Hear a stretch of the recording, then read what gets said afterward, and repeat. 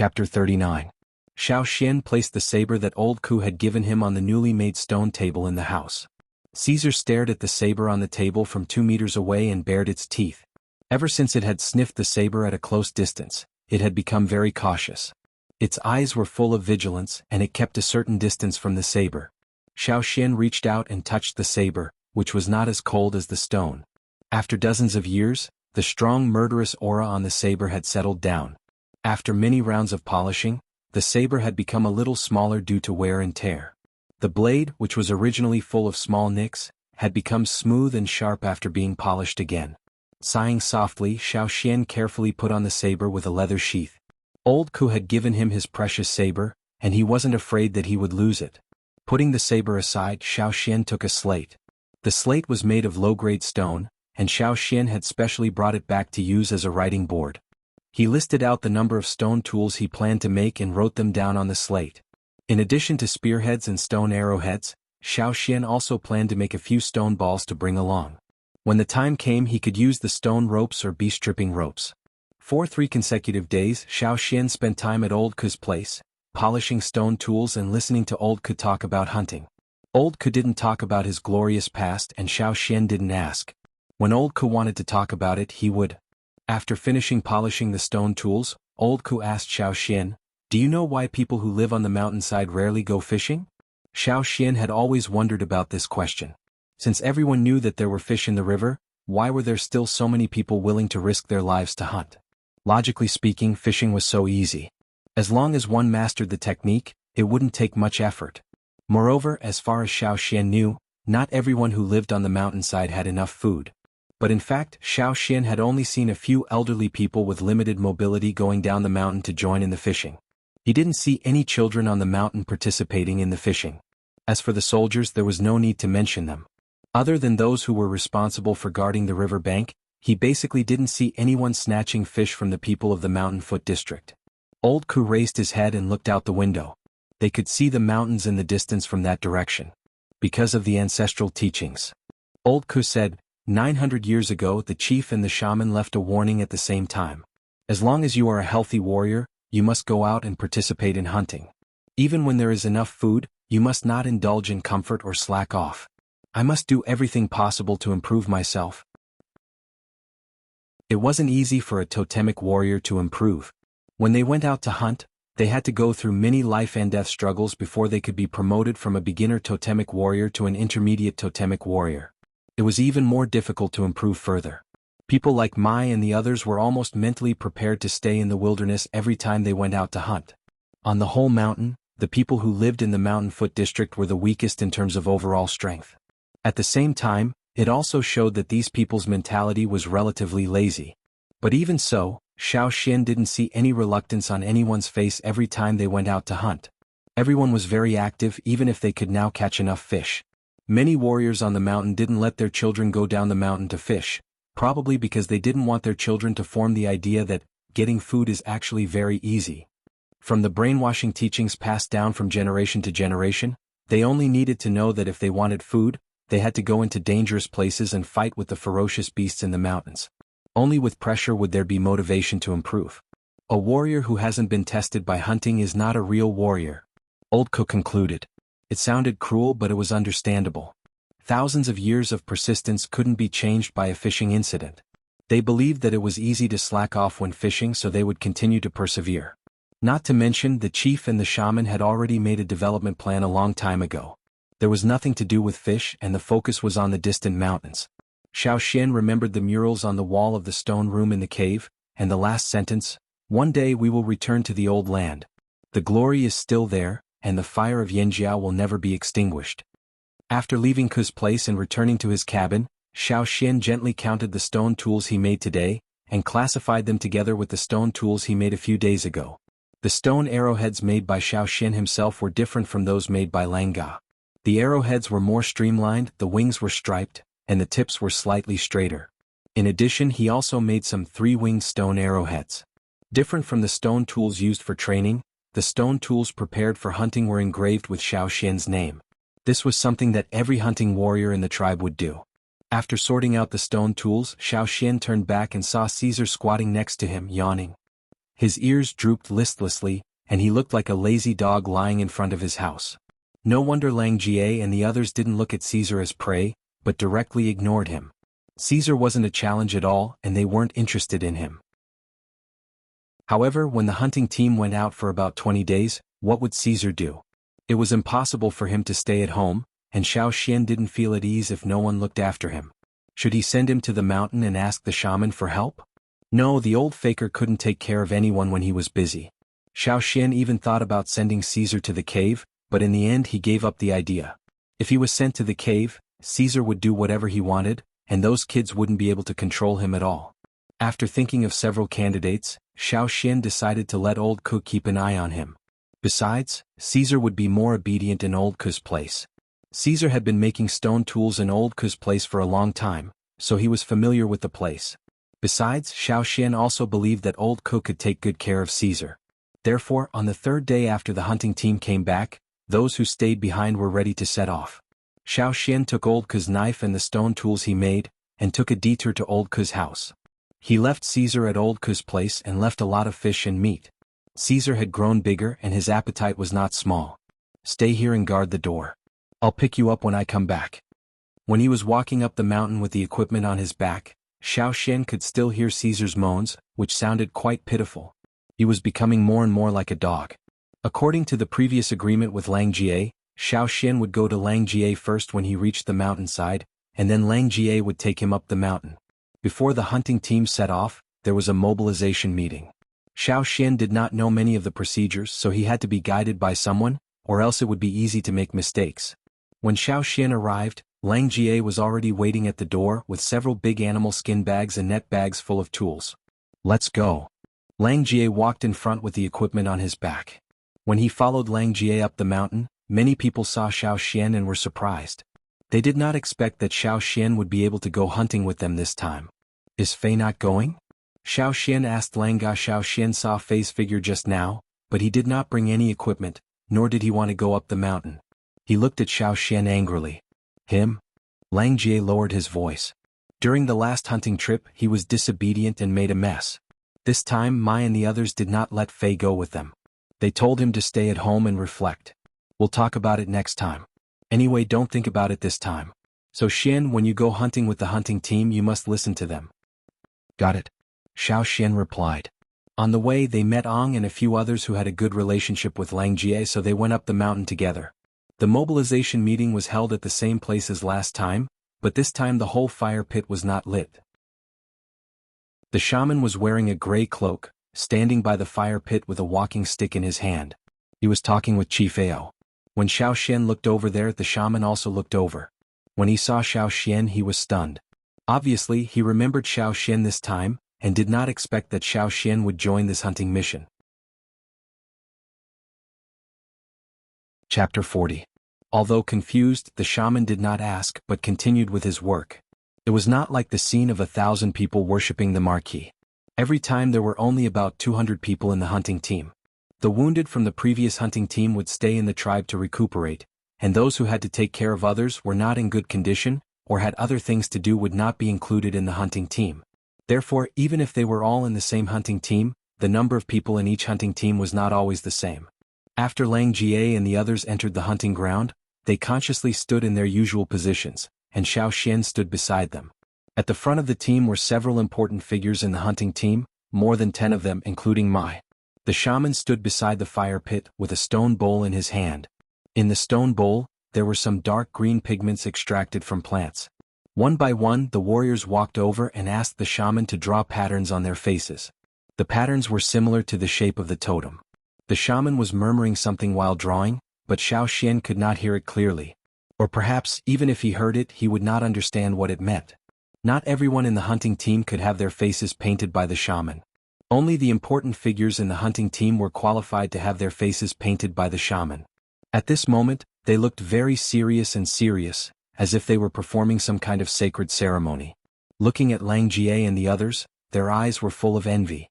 They were probably thinking that one day they could stand in front of the team and receive the shaman's blessing before the hunting team set off. Although he had other thoughts, Xiao Xian's face was still as serious as the others, with a little bit of envy.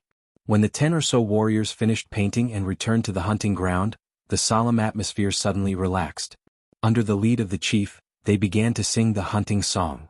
Unfortunately, Xiao Xian did not know how to sing at all. Xiao Xian had heard the hunting song several times, but he could not master it. He also did not know that the hunting team had to sing it together before the hunting team set off. Damn, it was like not knowing how to sing the national anthem at the flag-raising ceremony. It would be so embarrassing if he said it out loud. But the problem was that in the tribe, the song of hunting was usually taught by parents and elders. Xiao Xian came from the cave and XNZ was not an original, so he had never paid attention to this. Lang Jie and the others also did not think about this aspect, so they all neglected it. However, Xiao Xian was not a real child after all. He did not know how to play the song of hunting, but he knew how to make up the numbers. Xiao Xian's expression didn't change. He stood there calmly, his mouth opening and closing, but he didn't make a sound. If one didn't pay attention, they wouldn't be able to tell that he was different from the crowd. Since the beginning of the world, our ancestors have been here. When the tribe rose, hunting was the priority. As the spring warmed up, the ice and snow melted. Birds and beasts jumped happily. Birds chirped and beasts roared. Hunters went far away. At first, Xiao Xian thought that the song of hunting would be over after a few lines, but as he waited, he realized that the song was really fucking long. It was like a story from hunting in spring to summer to autumn and finally ending in winter. Not only was it long, but it also had a fucking tragic ending. It was as if they were going to die. He wondered which master in the tribe wrote this song. Although the song talked a lot about hunting, and warned everyone that hunting in winter was dangerous and they had to be cautious when going out, Xiao Xian didn't feel that it was inspiring. However, the people present were all red in the face and neck as if they were on steroids. They even sang the totem patterns on their bodies. They couldn't wait to tear apart ferocious beasts on the spot to vent their excitement. Xiao Xian really couldn't understand the mentality of these people. Perhaps this was the difference between outsiders and natives. When Xiao Xian was singing with his mouth open, the shaman glanced at him several times. Xiao Xian knew, but he still didn't look away. He followed the example of Lang Jie and the others. When others were excited, he was also excited. When others roared with their spears, he also roared with his spear. Didn't Lang Jie say that no matter what he did, Xiao Xian would not make any mistakes? Standing by the fire pit, the shaman's old face twitched as he watched. Of course, he could see that Xiao Xian didn't know how to sing the song of hunting, but he didn't expect that Xiao Xian could be so thick-skinned. If it were other kids, they would have been terrified. After singing the song of hunting, Xiao Xian felt that the food he ate in the morning was almost used up.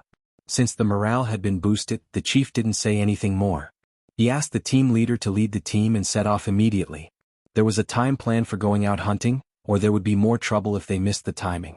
Xiao Xian moved his feet and followed Lang Ga, feeling someone was looking at him. Xiao Xian looked over. It was Mao. Mao was surprised. He did not expect that after Fei's accident in the last hunting mission, they would still allow the newly awakened warriors to join the team in advance. In fact, even the few kids who performed well in the last hunting mission might not be allowed to join the team this time. Obviously, Mao didn't consider himself as one of the newly awakened warriors. Xiao Xian glanced at him and ignored him. In case he made any mistakes, he had to follow Lang Jie closely. How could he have time to stare at that little kid? The hunting team walked down from the top of the mountain.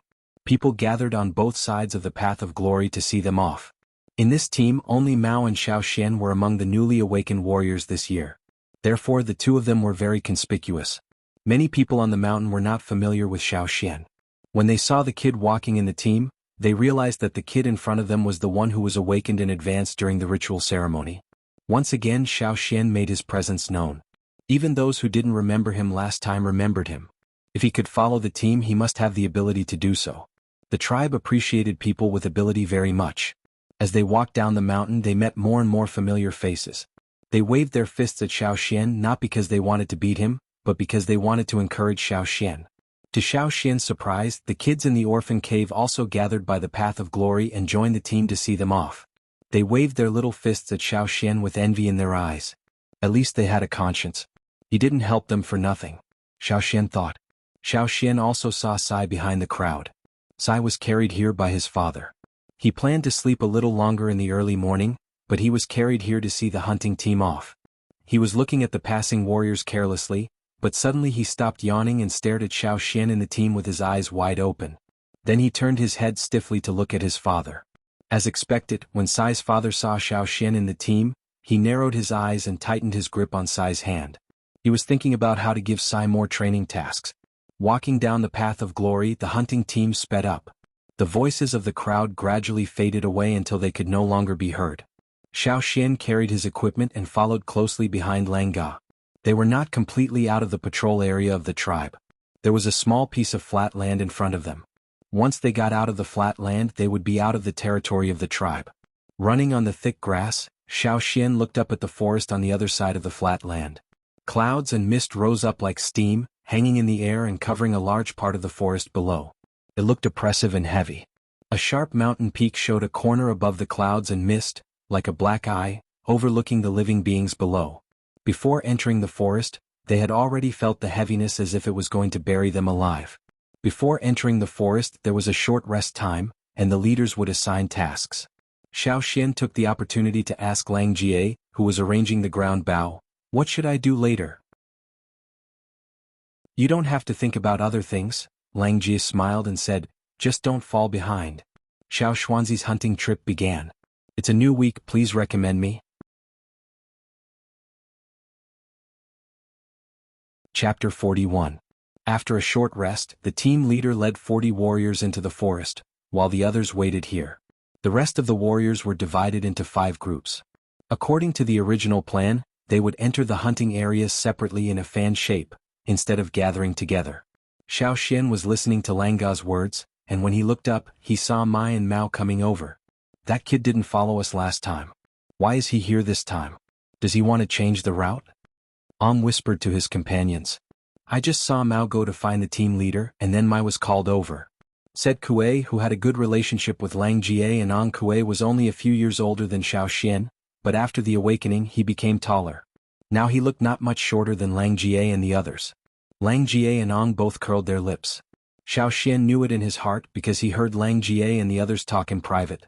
The team leader of the hunting group was Mao's father. There were 2 reasons why Mao was able to join the hunting team. First, he was indeed capable and he was indeed stronger than most of the other kids who were awakened in the same batch.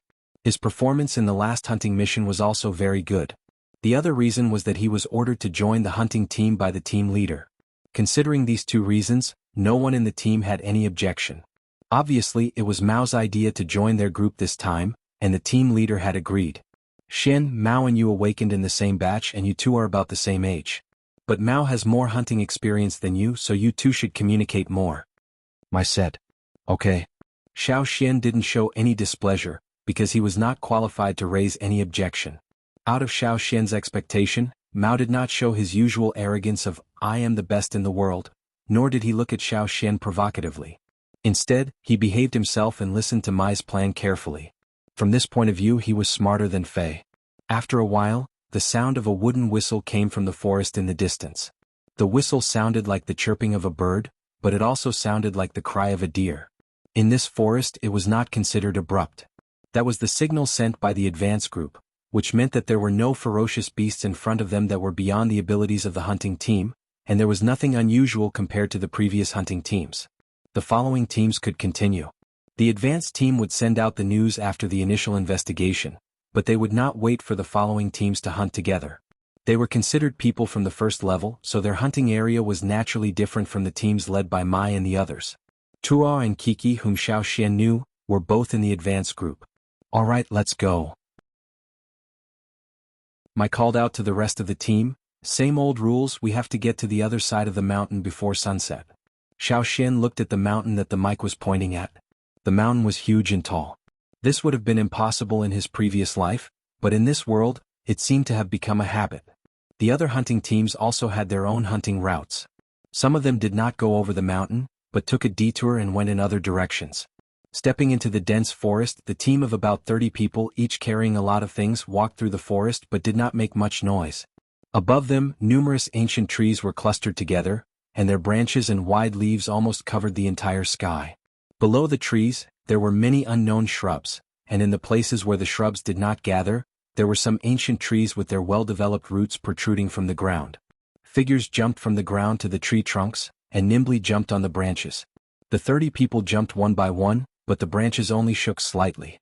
The rustling of the leaves did not attract the attention of other creatures in the forest. Xiao Xian followed the people in front of him, jumping from the ground to the branches, and then from the branches to the huge vines. The huge vines, which were several meters thick, were wrapped around the ancient trees. Many places on the vines were covered with moss. The moist air made the moss slippery, and one could easily fall down if they stepped on it. However, as long as they were steady, it was also a good slide. Stepping on the vines, they slid quickly. Their noses were filled with the fresh smell of plants, mixed with the fragrance of flowers. In addition, as the temperature rose, water vapor rose with the smell of all kinds of creatures living in the forest. This was the smell of the primitive forest.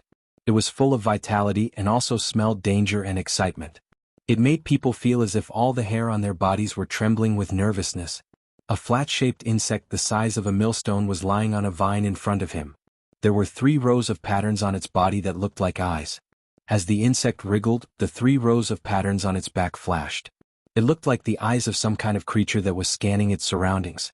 The hunting team did not slow down because of the obstacle in front of them.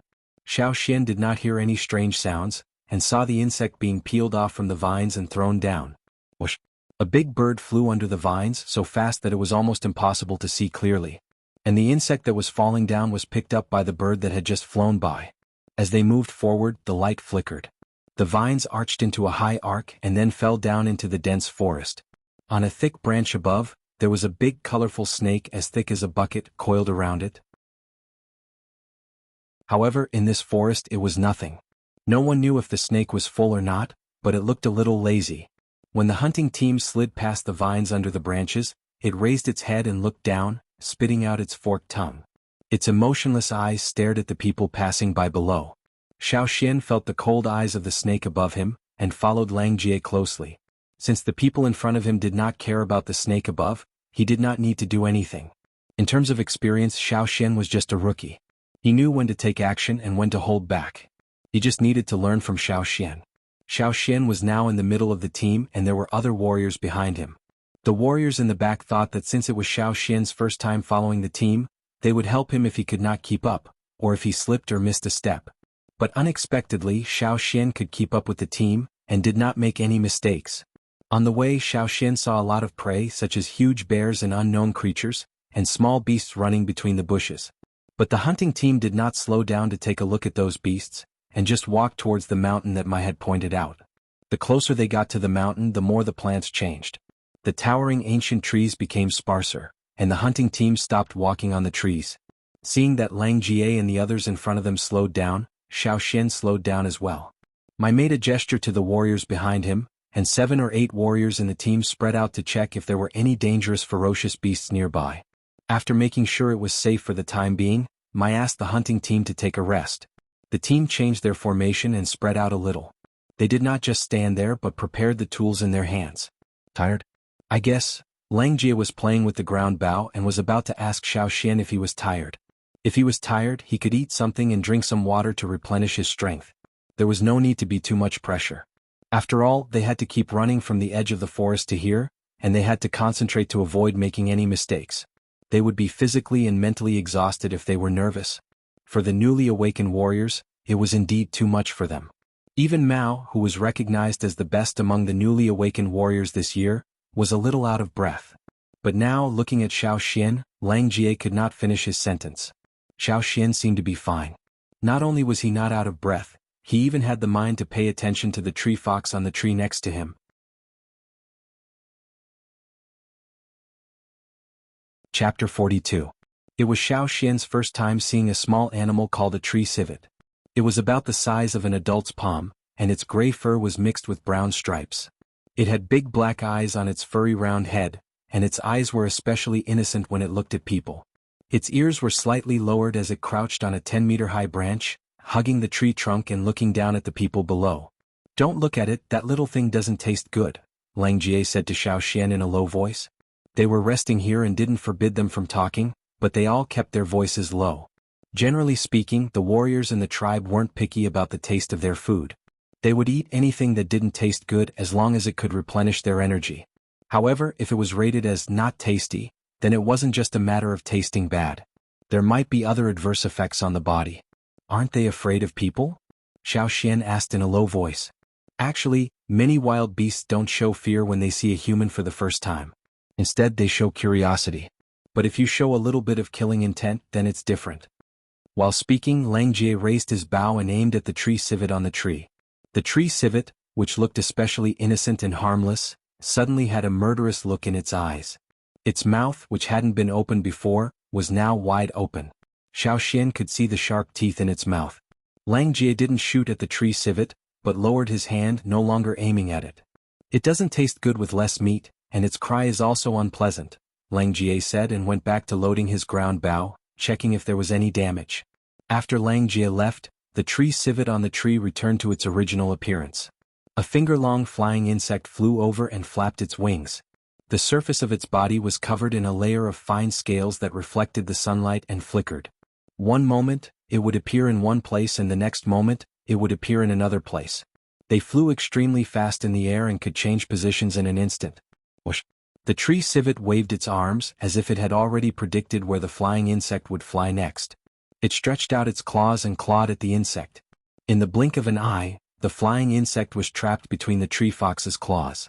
Xiao Xian watched as the tree civet twisted the flying insect and broke its wings. Then, like a deep-fried dough stick, it ate the flying insect in one bite. As it chewed, it stared at Xiao Xian who was under the tree. When only the tail was left, the tree fox stopped gnawing. It looked at the remains on its claws and then looked at Xiao Xian who was under the tree. Then it threw the tail towards Xiao Xian. Xiao Xian sensed the insect carcass being thrown at him at high speed.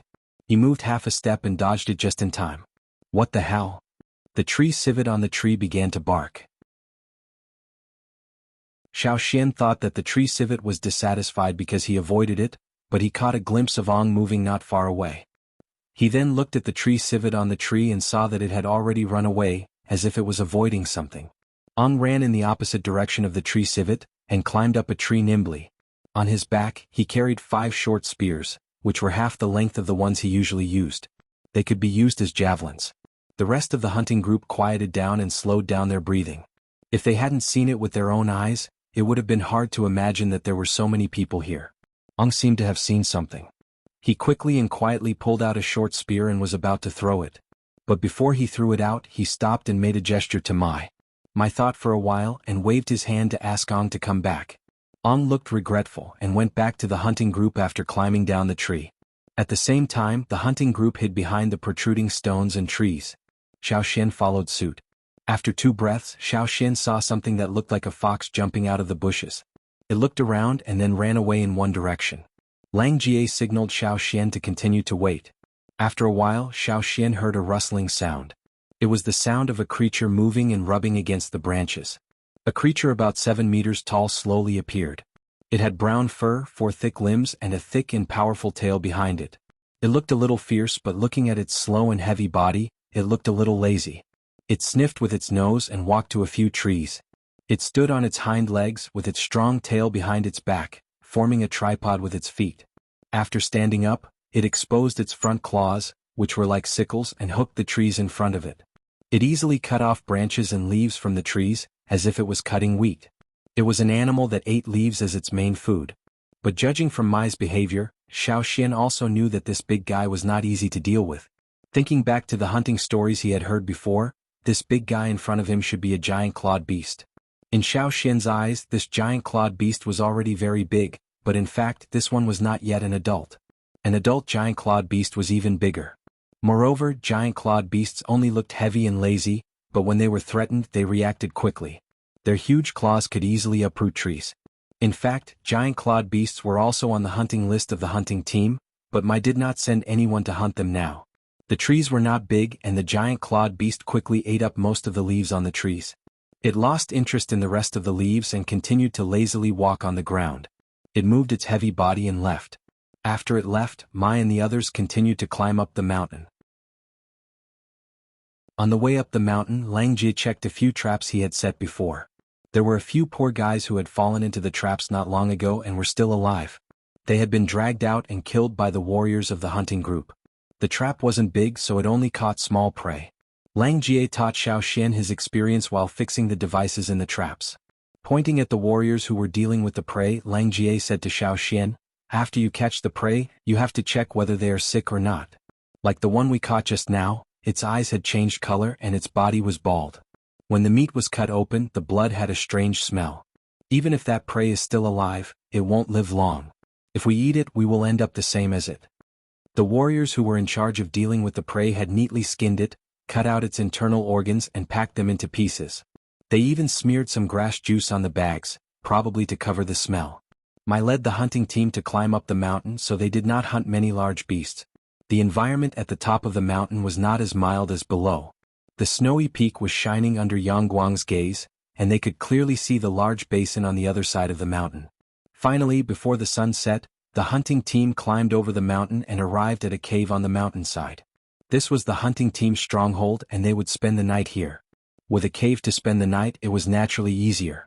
After a tense journey, they could finally rest and the warriors relaxed a little. There used to be a cave bear living in this cave. Later, our hunting team killed that cave bear, so we took over this place. Lang Jie told Xiao Xian about the origin of this cave. Oh right, Lang Jie, what kind of trouble did Hoodlum get himself into during the last hunting mission? Xiao Xian asked. The smile on Lang Ga's face suddenly disappeared and he sighed. He leaned closer to Xiao Xian and complained in a low voice, that little bastard could have gotten himself into any trouble, but why did he have to get himself into trouble with the thorn black wind? The thorn black wind did not refer to any kind of wild beast, but was a general term used by the people in the tribe for those predators who liked to lurk. That was why they usually called them XX Black Wind, and Thorn Black Wind was one of them. After the sun set, the temperature began to drop. The entrance of the cave was blocked by a huge rock, and the cold wind poured in through the gap. But there were many people in the cave, so it was still warm. If he looked outside the cave, Xiao Xian could see the 2 crescent moons gradually appearing in the night sky. Lang Jie and the others said that tomorrow's weather would be good. Outside the cave, in the quiet forest at night, on the seemingly calm basin, nocturnal beasts began to become active. In a small pond at the foot of the mountain, the calm surface of the water began to ripple, and a huge body quietly emerged from the water, crawling out of the pond. Outside the pond, several nocturnal beasts who were drinking water had already fled for their lives. The giant beast did not rush to catch up with those small prey, but stood by the pond, waiting for the water to drip off its body and dry it.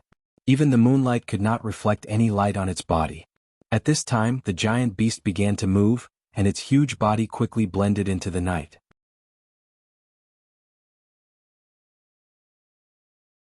Chapter 43. At dawn, after a night's rest, the people in the cave had recovered their energy and were counting the equipment they were going to bring out later. They brought a lot of stone tools from the tribe. There were some spare stone tools in the cave, but they couldn't be fully equipped when hunting, so they only needed to bring some. Xiao Xian brought a long spear and 3 short spears on his back. He also brought the stone knife that old Ku gave him. Compared to the others, Xiao Xian didn't bring much. It was his first time participating in a hunt, so the first thing he needed to do was to adapt and observe. After eating something, Mai pushed away the boulder that blocked the entrance of the cave. The sun hadn't completely risen yet, and the wind outside blew into the cave with cool moisture, refreshing everyone. The place where the cave was located was relatively remote. Not far ahead was a steep slope. If they rolled down from here, they would probably roll directly to the foot of the mountain. There weren't any trees around, nor were there any animals. Walking out of the cave, Xiao Xian could see the mountain peak surrounded by clouds in the distance, as well as the basin at the foot of the mountain. Ignoring the threatening ferocious beasts hiding in the basin, this forest was still very beautiful. Before hunting, you need to understand the prey's living patterns. Small prey like rabbits usually don't come out during the day. Most of them come out at night to look for food. Lang Jie said to Xiao Xian as they went down the mountain. He pointed out to Xiao Xian several gnawing marks on the grass and leaves, which were left by the rabbits and other animals that were active at night. Wild goats usually don't live near this mountain. They are only found in the mountains over there, but sometimes you can see them here. In winter, they usually come out during the day to look for food. In summer, they come out more in the morning and at night, and hide in the valley to rest during the day. I'll show you when we cross the basin in a few days. There are also some small prey that like to move around the edge of the forest. During the day, they usually hide in the bushes and under the trees on the mountainside. They only come out to look for food in the morning and at dusk. Xiao Xian listened carefully to Langa's words and memorized them in his mind. This was the knowledge that he had to know to survive in this place. Only by understanding the living habits of the prey could they be targeted and increase their efficiency. In addition, when looking for prey, you can first carefully check the traces such as fresh scratches on the trees, clear footprints on the ground, and so on, which means that prey has been here recently. Generally speaking, as long as you don't wantonly destroy the surrounding forest environment, the beasts may still follow the same old path. Once they feel that the prey has seen you, you can hold your breath and not move. Just like the previous tree civet, it is likely that it is also the first time they have seen a human, and their curiosity will be greater than their fear. By the way, for warriors like you who have just awakened, you don't have enough power yet. Try to avoid those large beasts, especially ferocious beasts. Otherwise you will become their prey. As he spoke, Lang Jie paused. He carefully looked at the marks on the ground and then at the grass beside him. A wild boar came here. Lang Jie went over to Mai and discussed with him, there's a small wild boar nearby. Since we haven't entered the central hunting area yet, I'll bring Xian and the rest over there for some exercise. Okay. After Mai finished talking with Lang Jie, he said something to Qiao who was next to him. Qiao and Mai were husband and wife. When Xiao Xian heard Qiao's name for the first time, he joked with Lang Jie that they were destined to be husband and wife. Unfortunately, Lang Jie didn't understand Xiao Xian's words at all. In this team there were only 7 female warriors and Qiao was the most powerful one among them. Qiao Mai and his wife were both intermediate totem warriors. In the past, when they went hunting, they would each take 10 people to hunt separately, and then they would meet up again after the hunt. According to the action plan discussed with Mai Zhao, Qiao left with a team to track the giant horned deer. Mai continued to lead the rest of the team along the original route. Lang Jie, you and Ang go to find that wild boar. I'll go over there with the others. Don't go too far. Got it? Lang Jie had set traps in many places on the mountain, including rope traps, falling stone traps, and sharp knife traps. Lang Jie pointed them out to Xiao Xian one by one, so that he wouldn't fall into them. Soon Lang Jie found the wild boar's trace. He asked Xiao Xian and Mao to wait here and he went to drive the wild boar over. Xiao Xian stood on a tree, carefully observing the surroundings. Although Mai and Lang Jie said that there were no large beasts around, he still had to be careful of some insects and snakes. The sound of the wild boar came from not far away, and it was approaching. Obviously, Lang Ga's driving worked, and the wild boar didn't run to other directions. Listening carefully, Xiao Xian held the long spear in his left hand, and took out a short spear from his back with his right hand. You can see how I do it later. For those prey you can first trip them and then kill them with the long spear. Mao, who was standing on another tree, said with a little arrogance. Without the others, this guy didn't pretend anymore and acted like an experienced person. Xiao Xian glanced at him and continued to listen to the sound that was getting closer and closer. Lang Jie and Mai both said that it was a small wild boar, but from the sound, Xiao Xian didn't feel that it was small at all. The wild boar that rushed out of the bush was at least 400 pounds. At first glance, it looked like a bear. But obviously, such a size could only get the word small from Lang Jie and the others. The wild boar rushed very fast. The wild boar seemed to realize that there was an ambush here, so it turned around. Xiao Xian quickly chased after it and Mao, who was on another tree, ran in front of Xiao Xian. Whoosh. A short spear shot towards the wild boar like an arrow leaving the bow. Whoosh. The spear head went straight into the ground, and the body of the spear passed by the wild boar. The wild boar's reaction was really fast, but after the first spear was shot, the second spear also arrived. Suddenly there was an ear-piercing squeal in the forest. The second spear was stuck in its neck and half of the spear head went in. The wild boar screamed and rushed to a big tree with the spear in its body. When it got close to the tree, it rubbed the spear off its neck with the help of the tree trunk. There was only a little blood on the tip of the spear that was rubbed off. Obviously, Mao's throw just now did not cause much damage to the wild boar. Mao was annoyed that he did not get the spear after throwing twice in a row. He was eager to show off just now, so he did not take the opportunity to throw the spear 3 times in a row. He held the third spear in his hand and continued to chase. He did not find any movement from Xiao Xian behind him and thought, even if I missed, I will not miss next time. The guy behind me is not as good as me. For many people who were hunting for the first time, even if they had heard the hunting stories and had a solid foundation in theory, they would find that they did not have time to think when they really went into battle. Therefore, the people who were hunting for the first time were either too impatient to take the opportunity to shoot, or they felt that they could not find the best opportunity to shoot, so they kept waiting and finally found that the opportunity had been missed. Therefore, in Mao's opinion, although he did not take the opportunity to shoot, at least he hit the target once. It was better than Xiao Xian, who did not shoot for a long time. After being stabbed, the wild boar did not slow down. Instead, it ran even faster than before, as if it was going all out. Just when Mao was about to shoot, he heard a quick whoosh sound behind him, and the next moment the spearhead was inserted into the ground. Just now, the spear almost brushed against the front hoof of the wild boar, and the handle was slanted in front of the front hoof of the wild boar. Apparently, the wild boar did not expect to be stopped like this. It did not stop running forward and was tripped by the spear. Before it could react, the second spear came, and it happened to be in front of the raised front hoof of the wild boar. The wooden handle of the spear was broken by the wild boar's strong momentum, and the wild boar was also tripped by the two spears. It rolled on the ground, and when it was about to get up, a figure jumped up from a nearby tree and rushed over. The spear was like a shooting star, falling straight from the sky, and pierced into the wild boar's neck, which was the spot where the skin was hurt just now. An ear-piercing screech was heard, louder than before, and it hurt people's ears. Xiao Xian did not pull the spear out immediately. Instead, he gripped the spear and exerted more force. The spearhead almost pierced through the wild boar's neck, and the wild boar's howling stopped abruptly. Only its four hooves were still struggling, but it was too weak to fight back.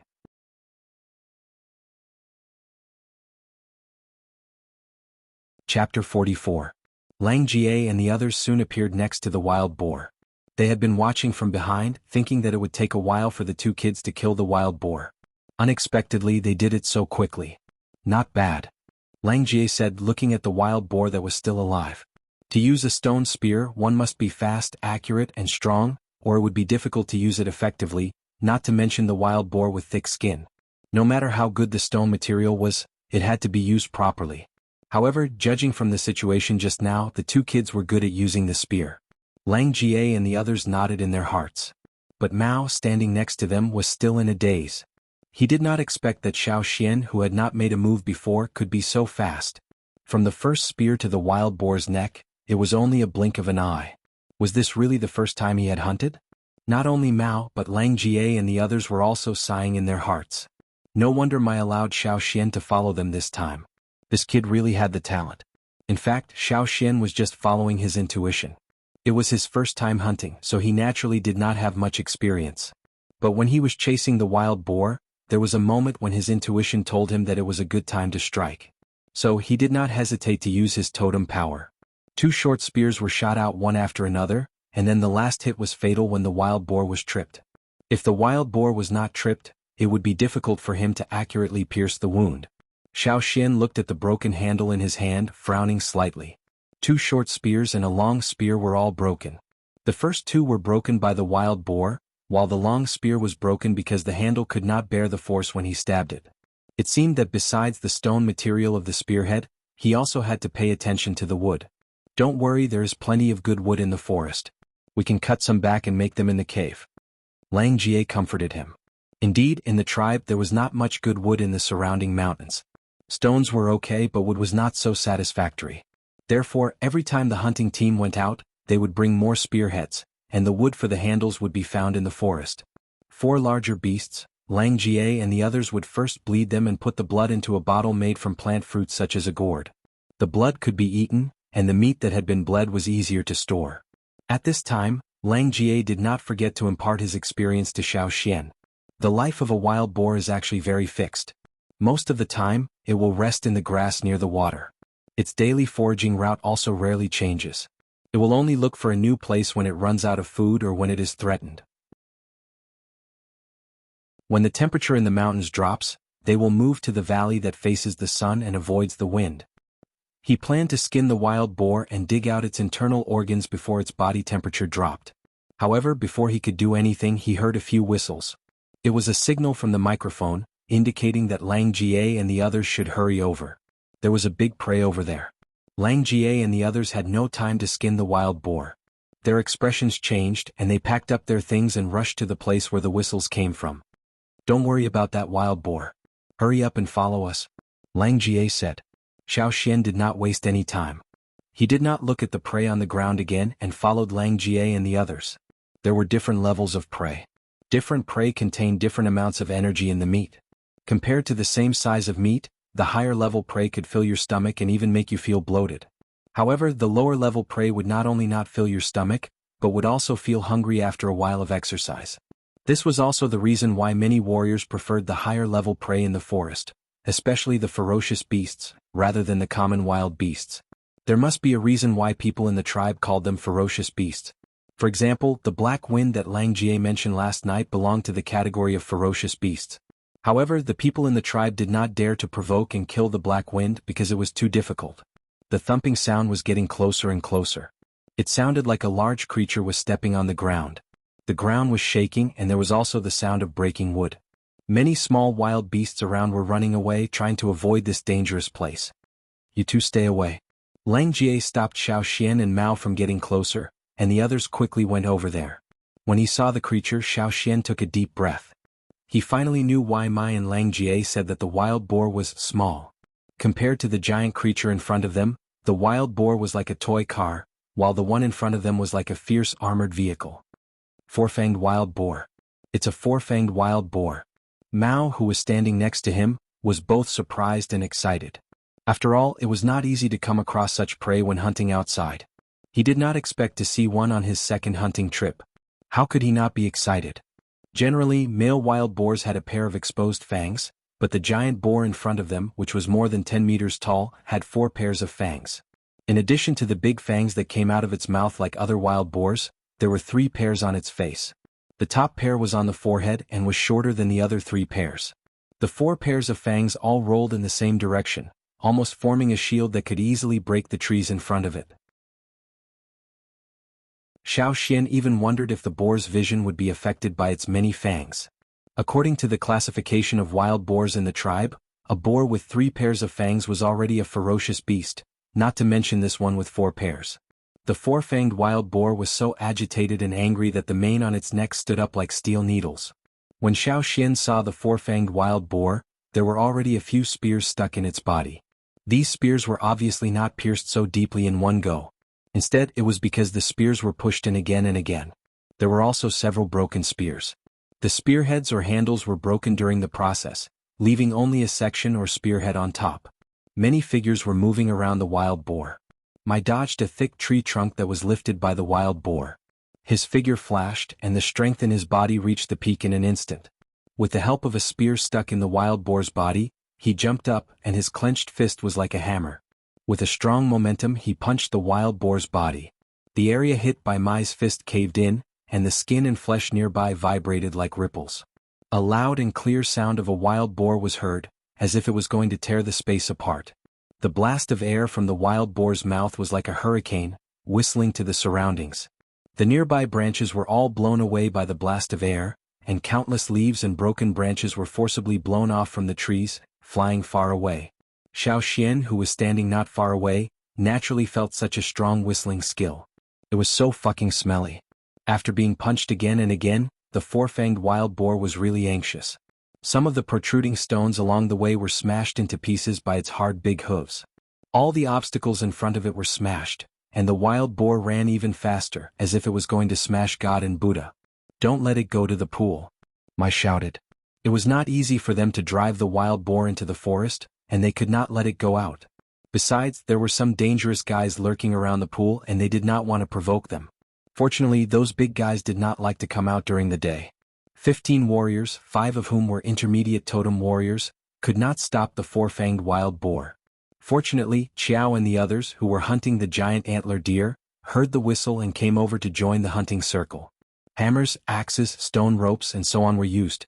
Many spearheads were broken and the handles were broken. Finally, the 4-fanged wild boar was stopped before it ran out of the forest. Hearing the sound of the boar falling to the ground, Xiao Xian's rapid heartbeat also calmed down, and his nervous mood suddenly relaxed. After Lang Jie gave him a safe sign, he ran over. Xiao Xian threw away the piglet's blood, and replaced it with the 4-fanged wild boar's blood, which was much more nutritious than the previous one. Lang Jie asked Xiao Xian to drink one mouthful at a time. If he drank too much, he would not be able to bear it as a totem warrior who had just awakened. Since they had hunted such a good prey, they did not chase other prey for the time being. After a simple cleaning, they moved the boar to the cave on the mountainside. When they returned to the cave, it was almost noon. In order to hunt this big boar, everyone felt a little exhausted. All of their strength burst out in a short time, and once they relaxed, they were very tired. Fortunately, We did not let the four-fanged wild boar run to the pond, or it would have been troublesome if the thorn black wind came out. Thinking of the situation last time, Lang Jie still had a lingering fear. The others also had the same feeling. Fortunately, they had caught the four-fanged wild boar in time. After roasting the four-fanged wild boar, the hunting group took a short rest after eating. Xiao Xian felt a warm current surging in his body after eating, which made him feel lazy and comfortable. This was the benefit of high-level prey. The strength consumed in the morning was quickly recovering, and at the same time he gradually became sleepy. Take a nap. You have just awakened, so you need more time to digest meat with high energy content. My said. Xiao said that she had tracked the movement of the giant antler deer herd, and that they would go hunting in the afternoon. Because of the large number of the deer herd, Mai would also bring some people to help. Lang Jie and the other four stayed in the cave to guard, and also to take care of the two kids who were digesting the boar meat. When Xiao Xian woke up again, there were only 5 people in the cave, including Lang Ga. After drinking some water, Xiao Xian still felt a little sleepy. After asking Mai about their movements, he planned to sleep for a while more. At this time, Ong ran in from outside the cave with a pale face. I just heard the cry of the thorn black wind. It seems that Mai and the others got into trouble when they brought the prey back. Why would the thorn black wind come out in the daytime? The sun is not down yet. Lang Jie and the others were so shocked that they jumped up. Although the sun had already set, it was not yet dusk, and the thorn black wind usually came out at night, and most of the time it was late at night. Do you think it is revenge from last time? So it came out of the pond in advance to block Mai and the others? Ong said worriedly. Shall we go and help them? Someone suggested. Lang Jie opened his mouth and glanced at Xiao Xian and Mao, who were lying on the side. It's okay. You go ahead. It is safe in the cave. Xiao Xian said. It was not suitable for him to join them in his current state. If he went, he would be a burden. You go ahead. Mao also woke up. The thorn black wind is not easy to deal with. Although Mao did not go with Mai and the others last time, he heard from others that it took almost all the strength of the whole team to get rid of the tough big guy. It was not easy. Okay. Shen, you two stay in the cave and don't go out. Lang Jie and the other 4 left the cave, and the boulder at the entrance was moved back to block the entrance. There was another vent in the cave so they would not be suffocated. As long as Xiao Xian and the others did not come out, it was indeed safer to stay in the cave.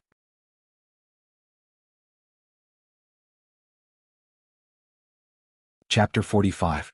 After Lang Jie and the others left, Mao paced back and forth in the cave anxiously.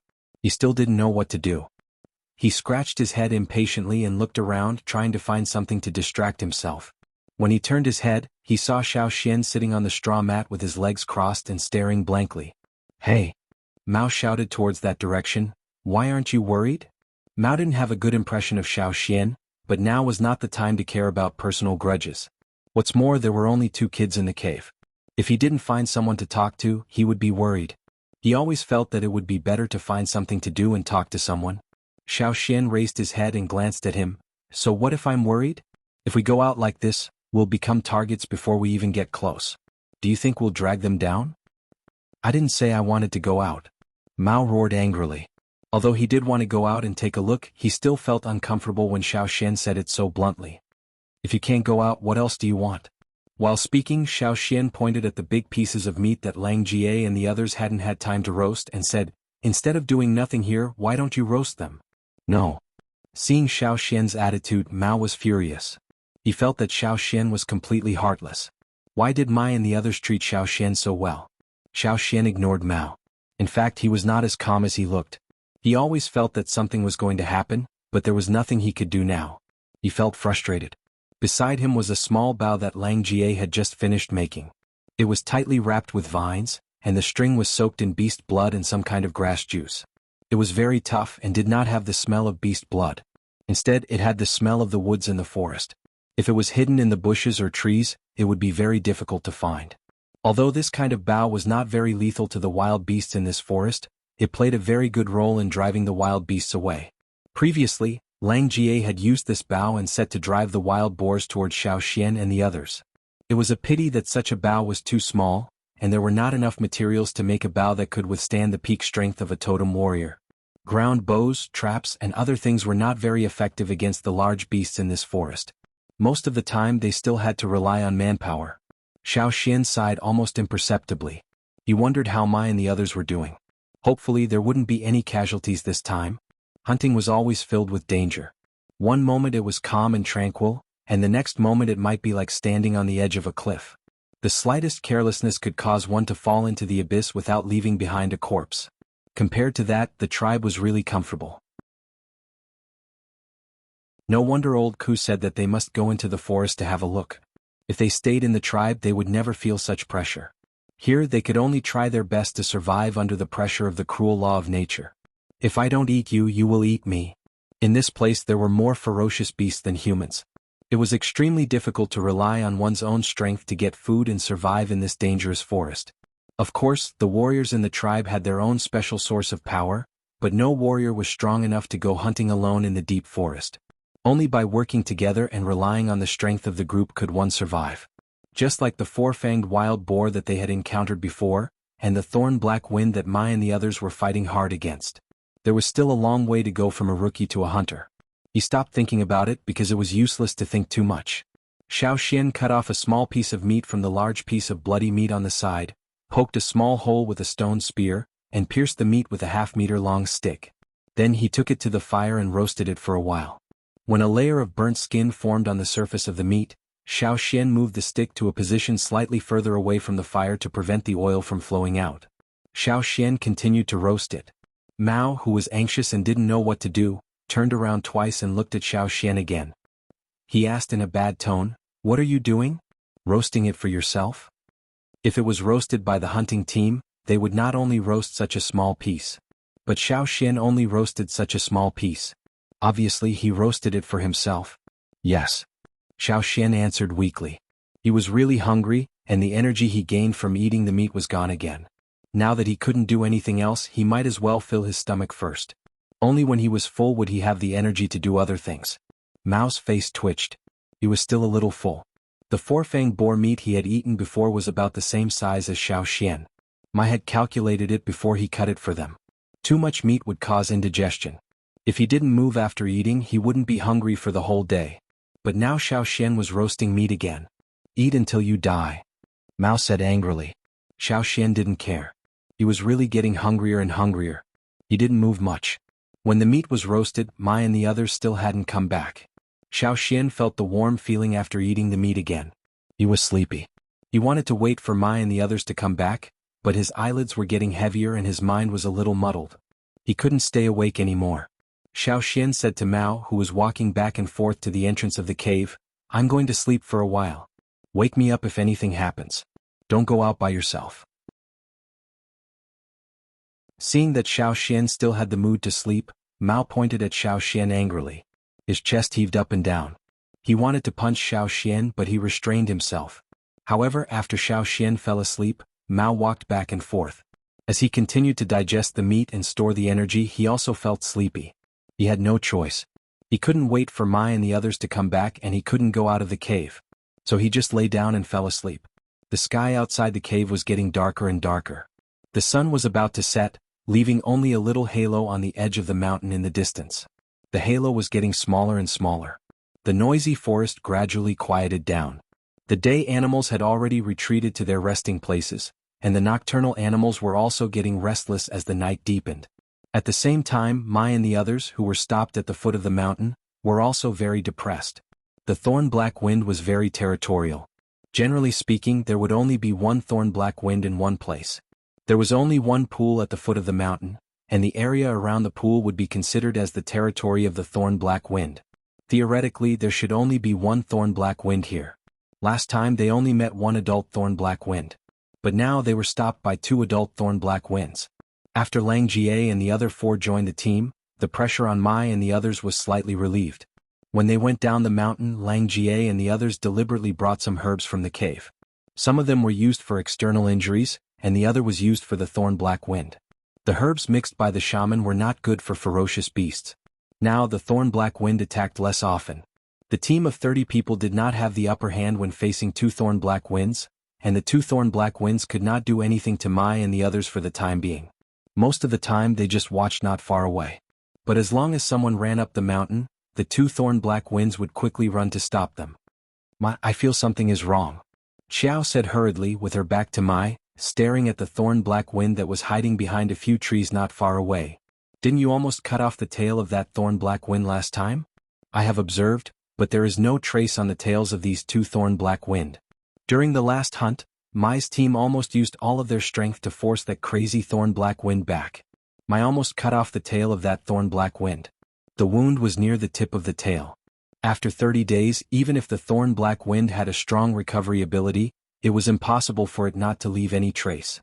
But now there was no trace on the tails of these two thorn-black winds.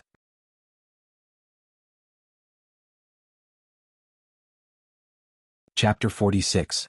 Mai also noticed it and he was also confused. Of course, he was sure that the two thorn-black wind in front of him were not the one he had killed last time. They would not provoke the thorn-black wind, but they had been hunting for years and they had fought with thorn-black wind before. They knew about the thorn-black wind's recovery ability. That kind of wound was made by himself, and it would take at least 50 or 60 days for the thorn-black wind to fully recover. Besides, after such a long confrontation, Mai also felt that the two thorn-black winds were more and more suspicious. They did not seem to want to fight to the death with them. Some of them were injured and the two thorn-black wind had many new wounds on their bodies. Fortunately, these two thorn-black wind were not as crazy as the one they had met last time. But where was the one they had met last time? Was the territory taken away by these two thorn-black wind? It seems that they just want to stop us from going up the mountain, said Xiao. They can roar. Another middle-level totem warrior who was about the same age as Mai was confused. His hunting experience was no less than Mai's. He had met thorn-black winds several times before, and heard a lot about them from the older generation warriors. He knew more about the habits of these ferocious beasts than Mai and the others. It's not just the habit of dominating the territory. As killers who are used to lurking in the dark, the thorn-black wind seldom roars. Their signature is the sound of shaking thorns, not their roars. The warrior said quickly. Lang Jie and the others had heard the thorn-black wind's roars on the mountainside, so they went down the mountain to help them. So many strange things were put together and they had to think more. What were these two thorn-black winds trying to do? In the twilight, the fast-moving shadows were a little blurry, and the shaking sound of the thorn-black wind came from the bushes from time to time. When the thorn-black wind was excited, the thorns on its body would shake, making a dense shaking sound. The sound was not loud, but because it was so dense it was not hard to hear. In the dark night, the sound was like a death knell, and all the other animals around had already run away. Hearing the sound, everyone's hearts became heavier, and their backs were soaked with cold sweat. We can't wait any longer, we have to get rid of these two, Mai said in a deep voice. The sky was not completely dark yet, so they could still see some of the surrounding scenery. However, as night fell, the dark environment would be extremely unfavorable to them. If they didn't chase the two thorn-black winds away and directly ran up the mountain, the two thorn-black winds might chase after them. They couldn't let the two thorn-black winds chase them all the way to their cave. Although the thorn-black winds didn't like the environment on the mountain, it didn't mean that they wouldn't chase after them. Besides, there were two kids in the cave on the mountainside. Go. After a short rest, Mai ordered the whole team to fight the two deer with all their might. Xiao Xian was dreaming again. After such a long time he entered that dream again. However, this time there was no night swallow or snowflakes in the dream. It was dark in the dream, but he could clearly feel a strong chill, as if something was hiding in the darkness. At the same time, there were some dense rattling sounds in the darkness, as if something was shaking. Xiao Xian suddenly opened his eyes and sat up. He touched his forehead, which was covered with cold sweat. Feeling the chill on his back, Xiao Xian shivered and moved closer to the bonfire. Looking at the burning situation of the wood in the bonfire, Xiao Xian guessed that it had been a while since Lang Jie and the others left. It should be dark now. Why hadn't they come back yet? What had happened? Was anyone hurt? Thinking of the dream, Xiao Xian took a deep breath and tried to calm down. The chill in the dream was much stronger than the night swallow last year. Xiao Xian still felt his heart was beating fast when he woke up. He didn't know whether it was because of the fear or something else. Xiao Xian looked to his side and found that Mao was leaning against the cave wall, sleeping soundly. Xiao Xian had made a lot of noise when he got up. Warriors who went out hunting were usually very alert and would wake up at the slightest noise. However, Mao didn't wake up. Apparently he was sleeping soundly, which should be the effect of the meat. Well, in this way he wouldn't be spinning around in the cave like a top. Xiao Xian felt that he had calmed down and his body was getting warmer. He added some wood to the bonfire and got up to walk to the entrance of the cave. With his previous experience, he knew that he wouldn't dream for no reason. He just didn't know what was out there. The boulder blocked the entrance of the cave tightly. It was hard for Xiao Xian to push it away with his own strength. Xiao Xian didn't plan to push the boulder away either. He didn't know how many dangers were out there. It would be safer with the boulder as a shield. The entrance of the cave was more than 50 meters away from where Xiao Xian had been sleeping. Step by step, Xiao Xian walked towards the entrance of the cave. His heart, which had just calmed down, began to beat fast again. The closer he got to the entrance, the stronger the sense of danger became. His hair was shivering all over as if he was being pressed by a piece of ice. Xiao Xian's steps became slower and slower as he approached the entrance of the cave. Even his breathing became careful for fear of making too much noise. When he was about 10 meters away from the entrance of the cave, Xiao Xian heard a series of close-knit clatter sounds. It sounded like it was ringing in his ears, but also like an illusion. A few pieces of wood had just been added to the bonfire in the cave. The fire was a little bigger and the flame was dancing. It shone on people's shadows, and occasionally there was the crackling sound of the wood burning. However, Xiao Xian didn't feel warm at all. Instead he felt cold. Xiao Xian opened his mouth and took a deep breath silently. After adjusting his mood, Xiao Xian tightened his nerves and stepped back quickly and quietly. Coming to Mao's side, Xiao Xian gave him a push. Although he was in a deep sleep, his subconsciousness was still there. When Xiao Xian gave him a push, Mao quickly opened his eyes and put on a defensive posture. However, when he came to his senses and saw only Xiao Xian in front of him, his face immediately turned pale. When he was about to say something, Xiao Xian quickly covered Mao's mouth and glanced at the entrance of the cave. Mao was not a person who didn't understand the situation. Otherwise, he wouldn't have been allowed to follow the team. Seeing Xiao Xian so nervous, he knew something was wrong at the entrance of the cave. Opening his mouth, Mao mouthed, "What's going on?" Xiao Xian didn't have time to say anything. Looking at the top of the cave, he remembered that there was a secret vent above. He jumped up, stepped on the wall and climbed to the top to search carefully. The cave wall was not smooth and there were many protrusions, so it was not difficult to climb up. There were 3 vents. 2 of them were too small and the last one was a little bigger, but it was blocked by a stone. Xiao Xian tried hard to move the stone away and signaled Mao below to catch it. Mao was a little anxious. He didn't know what was going on outside. Mai and the others hadn't come back yet and Xiao Xian didn't tell him what was going on. If it were any other time he would have shouted, but now, after catching the stone, Mao carefully put it down without making any sound. Almost at the same time, he heard a strange sound from the boulder at the entrance of the cave, as if something sharp was scratching on the stone. Mao's face changed. That scratching sound didn't sound like it was made by a human. The boulder at the entrance of the cave was moving. The evening wind blew in through the gap. The flames of the bonfire flickered even more fiercely. Mao saw his elongated shadow on the cave wall, which was distorted by the flickering flames. Mao had never encountered such a situation in his life. No matter how he used to show off in the tribe or how he bragged about those thrilling hunting stories, he didn't know what kind of feeling it was until he actually encountered it. Except for the 2 of them who had just awakened, no one else was there. No one would help them and most of the creatures that got close to them were no match for them. When his grandfather, who was the chief, told him hunting stories, he once asked him, "Mao, do you know the feeling of desperation?" Mao didn't remember how he answered that question. He only remembered that he didn't take it seriously because he didn't understand it at that time. But now he knew.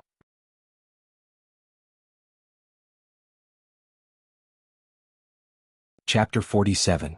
As the boulder at the entrance of the cave continued to move, the clattering sound became faster and clearer. Hearing the sound, Mao had already guessed what kind of creature was moving the boulder outside the cave. Because of that, Mao's face turned pale, and his blood seemed to have frozen. He stood there stiffly, staring at the entrance of the cave. After checking the vent above, Xiao Xian jumped down from above and patted Mao on the back. Mao was so scared that he almost jumped up. With his lips trembling, Mao didn't know what to say. After all, he and Xiao Xian had just awakened their power not long ago. It was impossible for them to defeat the creature outside. The gap between their power was too big. No matter how brave they were, they couldn't deny the fact. Xiao Xian put on his machete and signaled Mao to go up. He had checked just now and didn't see any dangerous creatures outside the vent. Even if there were, they had to go that way. It was better than staying in the cave and being eaten. The boulder at the entrance of the cave was moved farther and farther away. The night wind blew into the cave, and the flames of the bonfire were dancing. Mao didn't have time to think. He tried to calm himself down and followed Xiao Xian with his machete. Although the old hunters had told them that it was very dangerous at night in the forest, they had no other choice now. There was always a chance to escape from the vent above. But if they stayed here they would die for nothing. They might be swallowed by the thorn-black wind before they could use all their power. The vent was barely big enough for Xiao Xian and Mao to get out. If they were older they wouldn't be able to get out. When Xiao Xian and Mao went up, the boulder at the entrance of the cave had been moved away, and more than half of the entrance of the cave was exposed.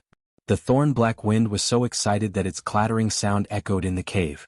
The whole cave was filled with the sound. The beasts in the forest were afraid of fire, but not all of them. Besides, the bonfire in the cave was not big. For the thorn-black wind, which was over 10 meters long, such a small fire was no threat at all. It seemed that the thorn-black wind didn't expect that there was no one in the cave. It was a bit confused, so it walked slowly. It stretched out its long, forked tongue and sensed the smell in the cave. Its eyes scanned the entire cave inch by inch like a radar. It felt that the burning bonfire was a bit of an eyesore, so it suddenly exerted force on its four limbs. Its whole body was like a black wind, and in the blink of an eye, it had already arrived at the bonfire and stepped on it. Bang! The thick horny scales blocked the burning sensation of the bonfire and put it out with a stomp. The cave instantly darkened. There was no one in the cave. The smell of the four-fanged black boar's flesh was very strong, but it could still distinguish the scents of many humans, many of which it was very familiar with. The thorns on its body trembled as it recalled the last time it encountered these people. Da-da-da.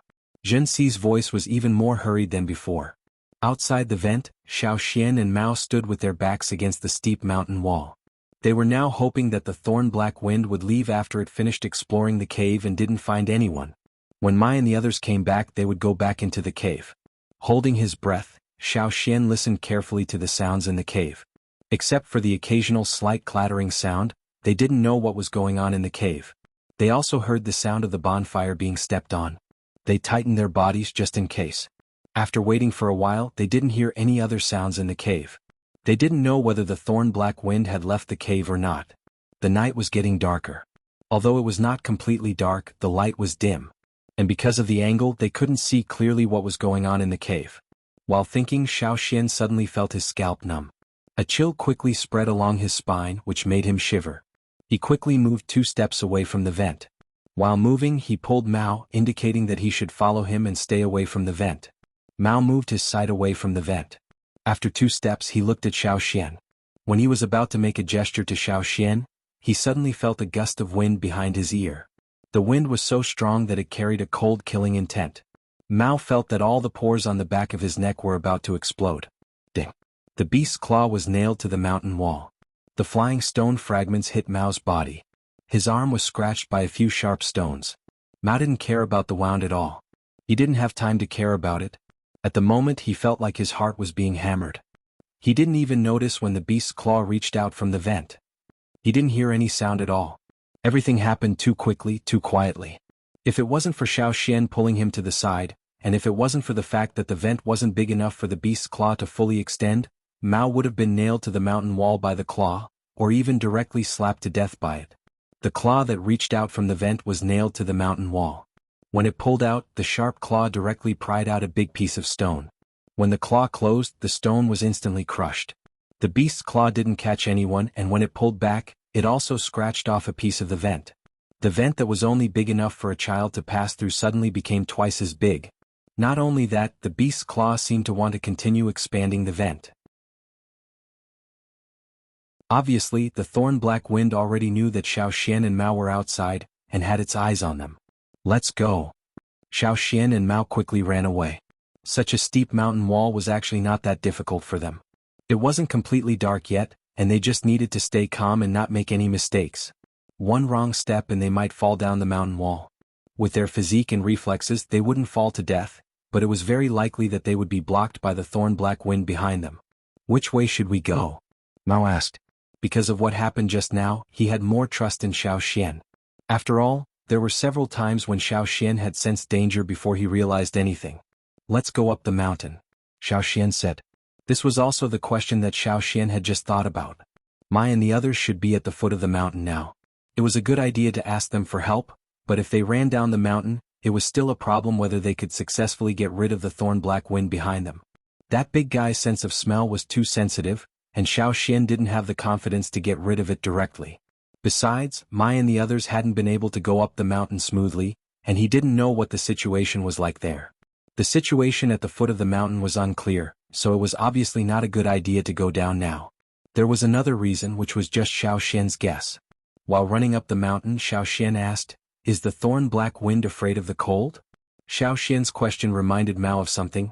"I heard that the thorn-black wind seldom goes up the mountain, and likes to stay in warm and humid places." While speaking, Mao also understood Xiao Xian's meaning. The temperature would drop a lot as they went up the mountain. The temperature difference between the top and the bottom of the mountain was huge. The place near the top was covered with snow, and the top was covered with ice and snow all year round, so there were not many dangerous creatures living up there. The real danger was the environment, which was very cold. As far as he knew, the thorn-black wind was very persistent about its prey, and had a very sensitive sense of smell. Once it set its eyes on something, it wouldn't give up easily. Below was the territory of the thorn-black wind. It was still night when the thorn-black wind was most active. Going down was like sending oneself to the mouth of the thorn-black wind. They would either freeze to death or be eaten. If Mao had to choose, he would rather go up the mountain where there was at least a chance of survival. It would be better if the thorn-black wind behind them couldn't stand the cold environment and retreated. Behind them came the sound of rocks breaking, which meant that the vent was getting bigger and bigger. Among the sounds of rocks breaking, there was also a rapid shaking sound. The thorn-black wind seemed to be getting more and more agitated. In fact, the thorn-black wind could directly go out from the vent, and then catch up with them, but it didn't do that. Maybe it didn't think of that way, or maybe it didn't think that such a narrow vent was a big problem for it, so it didn't bother to take a detour. Or maybe there were other reasons. When Xiao Xian and Mao were running up the mountain, Mai and the others at the bottom of the mountain were also attacking, and the two thorn-black winds were about to retreat. Mai was overjoyed, but soon after, his expression turned ugly. The sound coming from the mountainside was not loud, but it was very quiet now, and with Mai and the others' extraordinary hearing, they could naturally hear the sound of rocks breaking. Mai heard it, and so did the others. Their faces suddenly changed. "Is it from the other side of the cave?" Xiao said in surprise. "Oh no. Xian and the others are still in the cave." Langa's hand holding the stone knife trembled, and the knife almost fell down. "Go up the mountain," Mai shouted. This time, the two thorn-black winds who were about to retreat didn't stop them from running up the mountain. Without caring about anything else, Mai led the others and rushed to the cave on the mountainside. The sound of rocks breaking didn't last long, and soon it died down, which made Mai and the others even more worried. If there were sounds, they could still hope that the two kids were fine, but if the noise died down, it meant that the crisis was over, or Mai didn't dare to think further and just tried his best to rush there. When they finally arrived at the cave, their faces were all pale. With the strength of Xiao Xian and Mao, it was not easy for them to move this huge rock. Even if they wanted to move it, they might not be able to move half of the cave. With their small bodies, they could go in and out freely through a small crack. Of course, it was not the two kids who moved it. Moreover, there were familiar claw marks on the huge rock. Seeing the huge rock that was moved away, and the obvious claw marks on it, Langa's legs went soft, and he almost knelt on the ground. Mai didn't have time to get a torch and rushed into the cave. But at this time there was only a mess in the cave. The cold wind that poured in from the hole and the vent made their hearts feel cold. Plus equals plus, let's go to bed early tonight.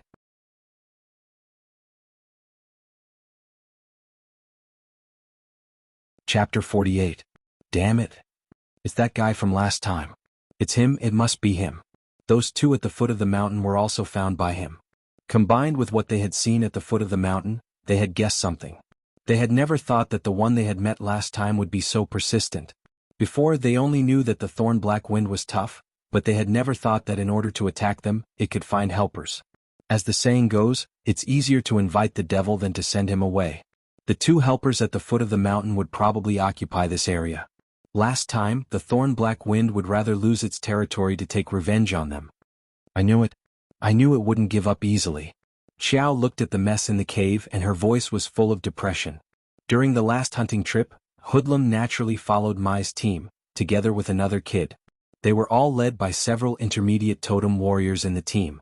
According to the old rules, if an intermediate totem warrior led a newcomer, Mai wouldn't say anything. The other teams all did the same. Later, when they were hunting in the basin, Hoodlum targeted a small thorn-black wind that was alone. It was still daytime. Maybe the big one was sleeping in the pond, but the small one didn't. It was curious about the outside world, so it came out and chased a fox away from the pond. Hoodlum and the others saw it. Compared to the adult thorn-black wind, the newborn thorn-black wind was much easier to deal with. In the tribe, the newly awakened warriors would wear the trophies they had hunted in the previous year and compare them with each other during the snow festival ceremony. Although the shaman and the chief didn't include this rule in the ceremony, it had almost become a recognized practice. Hoodlum was satisfied to hunt a thorn-black wind, even if it was a small one. That was where the problem came from. Hoodlum was about to make a move. With the help of a few other warriors, he managed to kill the small thorn-black wind, but the big one came. That was the beginning of the trouble. The cub had been killed, and the murderer had been caught red-handed. The big thorn-black wind went mad and chased after them like a madman. Several intermediate totem warriors who were protecting the cub could not fight against a crazy adult thorn-black wind, so they hurriedly called for help. After injuring several people, they finally forced the big thorn-black wind to retreat.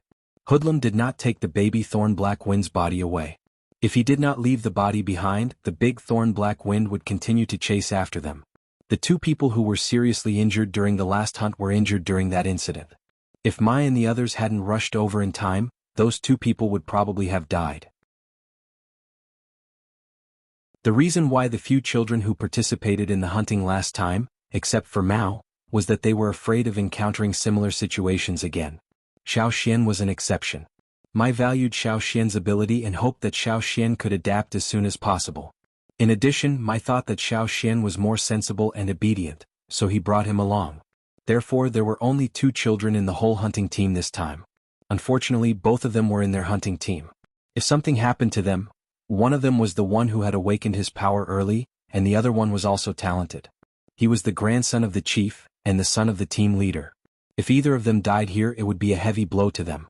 If both of them died here, they would be too ashamed to go back to the tribe, and they would not be able to answer to the chief and the shaman. It planned so much just for the 2 kids in our team. A warrior punched the mountain wall in frustration. Last time they killed its cub, and this time it killed the human cub. It would rather take the risk of losing its territory and lurk in the daytime. It even climbed up the mountains that it usually didn't set foot in. Sure enough, no ferocious beast could be underestimated. We shouldn't have taken this route. Mai regretted it now. He had underestimated the thorn-black wind. There might be other unknown dangers in taking the new route, but if he had known this would happen, he would rather take the risk and take the new route. But now they had no time to regret. After checking all the traces, they divided into several groups and went up the mountain. But it was dark now, so it was not convenient to find people. They also had to guard against other threats. Xiao Xian and Mao almost used all their strength to run for their lives. For Mao, even with the totem power and enhanced vision, he still could not see the mountain path clearly at night. The 2 crescent moons were completely covered by the clouds in the sky, and it was pitch dark all around. Xiao Xian was in the front, and he let Mao follow him. At least they could avoid some caverns and places that could easily get tripped. Stepping on footprints was a game that the kids in the tribe started to play when they were very young, especially the kids who lived in the mountains. The adults in their families even took it as an early training activity. It was not too difficult for them to step on the footprints in front of them. Now Mao was running with Xiao Xian, and even stepped directly on Xiao Xian's footprints. When Xiao Xian jumped, he jumped as well. However far Xiao Xian jumped, he jumped as well. When Xiao Xian turned to the left, he turned to the left as well. He could judge the terrain according to Xiao Xian's footsteps. This was a game that he had played since he was little, so it was not difficult for him to deal with it. If it was daytime, those footprints would only be the footprints of one person, and no traces of 2 people running would be found. Mao had many doubts in his mind. He did not know why Xiao Xian was so sensitive to danger, nor why he could tell where the caverns were in such a dark environment. The mountain was rugged and there were many caverns. He could hear the sound of the thorn-black wind stepping on the caverns behind him. It would sound every once in a while, and now it was much more frequent. Mao even suspected that Xiao Xian deliberately chose such places to run, just to trap the big guy behind him. And he had been running with Xiao Xian for so long, and he had not missed a single step. However, now was not the time to think about it. Xiao Xian kept running up the mountain. In his vision, it was not complete darkness, but a picture of different shades of gray. He could see where there were protruding stones, and where there were caverns, even if the ground was covered with a layer of snow. At this time Xiao Xian was really glad that he had such an ability. Otherwise, if he stumbled on a cavern, the thorn-black wind would have caught up with him. The snow under his feet was getting deeper and deeper, and it was almost knee-deep. The temperature was getting lower and lower, and snow was falling from the sky. Xiao Xian felt that his face was frozen, and it was getting harder and harder to move forward. If it were not for the totem power, his limbs would have been frozen. But he could not stay like this forever. If he did not think of a solution now, it would be too late when he was really exhausted. He could not stay in such a cold environment for too long. Fortunately, the thorn-black wind behind him slowed down a lot. Obviously, it was not used to such a place of ice and snow. Even its famous stealth did not work. If he listened carefully, he could hear the sound of the thorn-black wind's footsteps in the snow behind him. The distance between them was getting wider and wider. Xiao Xian did not run up the mountain anymore, but ran horizontally to other parts of the mountain. He had no choice. If he went up, he might be able to stop the thorn-black wind, but Xiao Xian might also freeze to death there. Every time he went up a little, he could feel the temperature dropping again. Since the thorn-black wind had slowed down significantly here, Xiao Xian would not take the risk to go up. Xiao Xian let out a sigh of relief. As long as he ran for a little longer, he would probably be able to get rid of the thorn-black wind behind him. However, as soon as he let out a sigh of relief, Xiao Xian realized that something was wrong. The thorn-black wind behind them suddenly sped up and rushed towards them. The distance between them was getting smaller and smaller. The thorn-black wind, who was chasing after it, found this kind of environment to be really annoying. It wanted to retreat. It was not only cold here but also snowy, which made it want to sleep. There was no grass, no trees, and there were many pits. Sometimes, it would step into a big pit and fall into it. It was a big snow pit. It was so cold that it wanted to roll down the mountain immediately.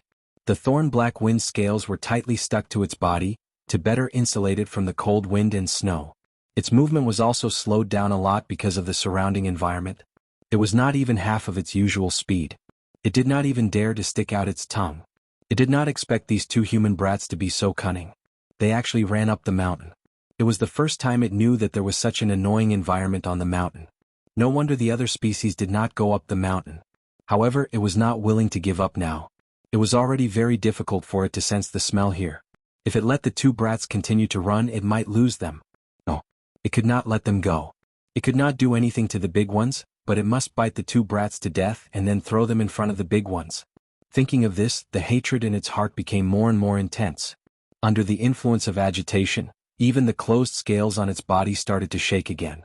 Sorry, there is still only one update tonight. There will be 2 updates on Saturday and Sunday.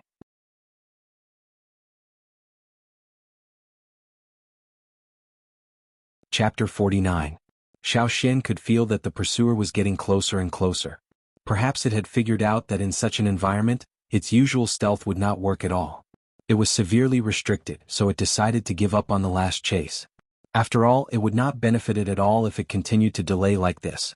The thorn-black wind was going all out. It burst out with its greatest power, staring at the two figures in front of it, and chased after them without caring about anything else. Every time it took a step, its big claws would pierce through the snow and nail on the frozen ground, making a bang bang bang bang sound. Hearing the approaching footsteps, Mao's heart suddenly tightened, and he almost stepped on a protruding stone. Even if Xiao Xian and Mao both sped up, and even if the thorn-black wind speed was greatly reduced in such an environment, it was still the black wind killer of the forest. At this moment, when it burst out with all its strength, Xiao Xian and Mao could not be compared with it. A chill ran up his spine and his hair stood on end. He did not know whether it was because of the cold wind or because of the chill on his back, but he felt like he was covered in an ice cave. "Get out of the way!" Xiao Xian roared. Xiao Xian and Mao avoided the huge figure that had already rushed over. For Mao, without Xiao Xian's guidance, he could not move at all in such an environment. Under the attack of the dark night and the snow, he could not even see the huge figure clearly. If the thorn-black wind waved its claws at him, he had no confidence that he could dodge it safely. However, the thorn-black wind seemed to have realized that Xiao Xian was the most important one between the two. After it missed the target, it turned its head to Xiao Xian, and its hind legs kicked hard. The snow on the ground was wrapped by a strong wind, flying towards Mao, while the thorn-black wind rushed towards Xiao Xian in the other direction. It knew that as long as it got rid of Xiao Xian, the other little guy would not be a problem. Xiao Xian skimmed across the snow-covered ground, and quickly pulled out a short spear from his back. He twisted his body, and the moment he landed on the ground, he used the force of the rotation to stab towards the thorn-black wind's eyes. The short spear was thrown out like a bullet towards the thorn-black wind's eyes. The thorn-black wind's reaction wasn't slow either. Although it didn't dodge the attack completely, it tilted its head and quickly closed its eyes with hard scales. The short spear did not manage to pierce through the thorn-black wind's eyes. It only managed to pierce through the corner of the eye, which was blocked by the hard scales. Even so, the sharp stone spear still managed to pierce through the corner of the eye. The eye was more or less affected, and blood started to ooze out of the corner of the eye. With its eyes injured, the thorn-black wind was even more furious. It did not expect that this little thing could hurt it so quickly. Xiaoxian could not see the blood at the corner of the thorn-black wind's eyes. In his sight there was a huge skeleton. Just now he threw the spear at the thorn-black wind's eye sockets, but obviously, it did not manage to pierce the eye. Even though he could not see the thorn-black wind's eyes, Xiaoxian could still feel the fierceness in its eyes.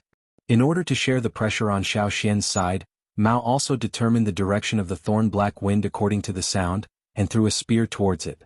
Unfortunately, the thick horny layer on the thorn-black wind's body and the thorns on its back formed a terrifying protective armor. The stone spear could not pierce through the tough protective layer at all. The relatively weaker parts were only a few parts on its head and a part on its tail. Mao had aimed at the part of the thorn-black wind's tail that was not covered by the thick thorns. That layer of protective scales alone might not be able to withstand the attack of a totem warrior. The thorn-black wind did not pay any attention to Mao at all. It was now staring at Xiaoxian. Because of its anger, it swung its tail like a hammer hitting the ground, making cracking sounds as if it was hitting the reinforced concrete floor. Snowflakes and broken stones on the ground flew everywhere. Dodging the beast's paw from above, Xiaoxian pulled out his teeth knife to block the sharp claws coming from the side. Squeak! The sound of the sharp claws cutting through the teeth knife was heard. The sharp claws that could easily break the stones in the cave only left some shallow marks on the teeth knife. The knife was not a big deal, but Xiaoxian felt that every part of his arm was burning with pain, as if his arm was about to fall apart. Without having time to check the wound on his arm, Xiaoxian's calf muscles expanded and contracted rapidly, and he moved away from the original place to avoid facing the thorn-black wind directly. But the thorn-black wind was indeed a killer in the forest. It seemed that it had expected Xiaoxian's possible reaction. When Xiaoxian moved away, it whipped its tail at him. Xiaoxian, who had just landed, could not dodge in time. He only had time to hold the knife in front of his chest, in case he was stabbed by the thorns on the thorn-black wind's tail. Bang! Xiaoxian was sent flying by this powerful force. After landing on the ground, he still couldn't stop moving backwards.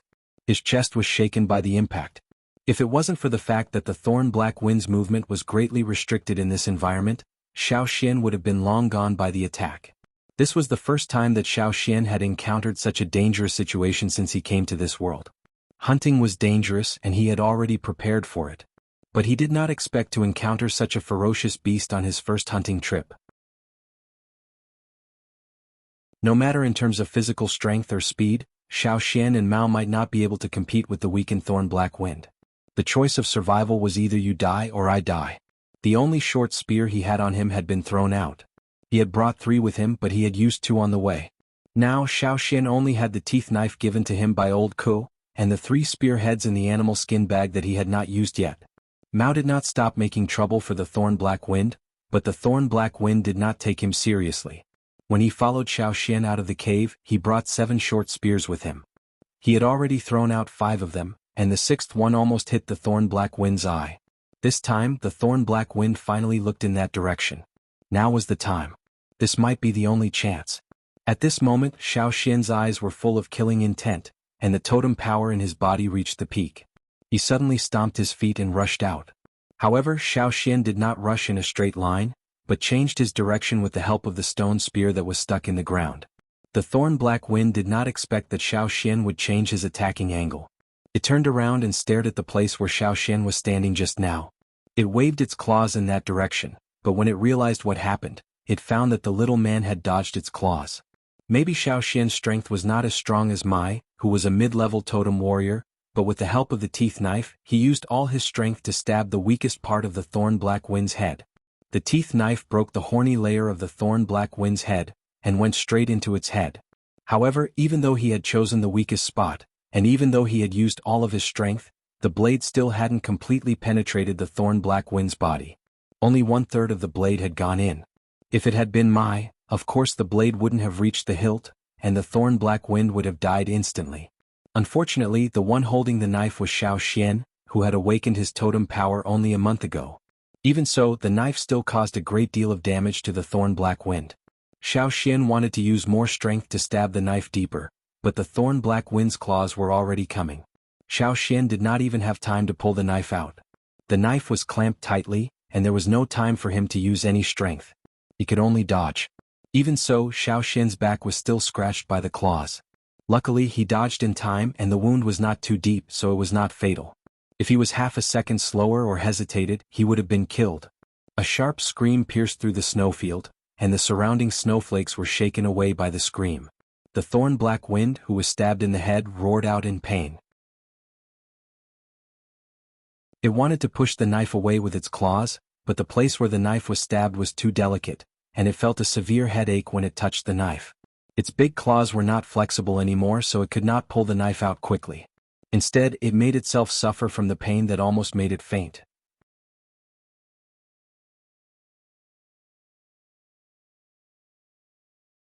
Chapter 50.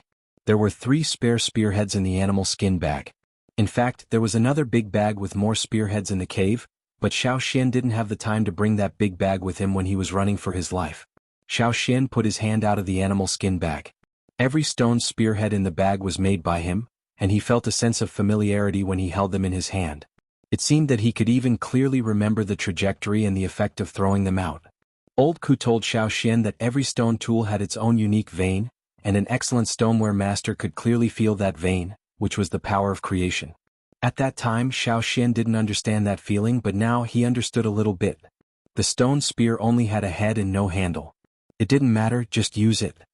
When the thorn-black wind was anxiously waving its big claws, trying to pull out the knife from its head, Xiao Xian used the spearhead as a dart, throwing it towards one of the thorn-black wind's eyes. 2 darts in a row. One of the spearheads slightly deviated, piercing the outline of the thorn-black wind's eye, but the other dart went straight into its eye. Roar! Another shrill roar, which was even more violent than the previous one, echoed in the snow, and the whole space seemed to be about to be torn apart. Xiao Xian was thinking about whether he should throw the last spearhead in his hand towards its other eye, when he heard a cracking sound from afar, as if something was cracking. Hearing this, Xiao Xian's heart skipped a beat, but the following roar confirmed his guess. Xiao Xian felt that his head was about to explode, and he couldn't care less about the thorn-black wind. Follow me. Looking around, Xiao Xian called Mao and ran towards a direction. That place was higher than the place where Xiao Xian and the others were standing. When they ran there, they could clearly feel that the snow under their feet was deeper and the wind was stronger. What the hell happened? Mao was confused. He wanted to ask Thorn-Black Wind a few times, but the Thorn-Black Wind was still some distance away from them. Judging from its voice, it seemed to be in great pain. It must have been severely injured. However, Xiao Xian was obviously in a hurry to escape. However, as the cracking sounds came from afar, and the booming sounds became clearer and clearer, Mao felt more and more uneasy. Xiao Xian felt the blood in his veins boiling. He had been fighting with the Thorn-Black Wind, and now there was an avalanche. He had never relaxed his tense nerves. Using the totem power in his body had exceeded his body's capacity, and he was extremely tired. In fact, the most important thing to do now was to find a place to rest and calm down the increasingly uncontrollable power. However, reality did not give him any time to rest. Because of the Thorn-Black Wind's roar, which made Xiao Xian spit out blood, it also cracked the snow layer somewhere above them.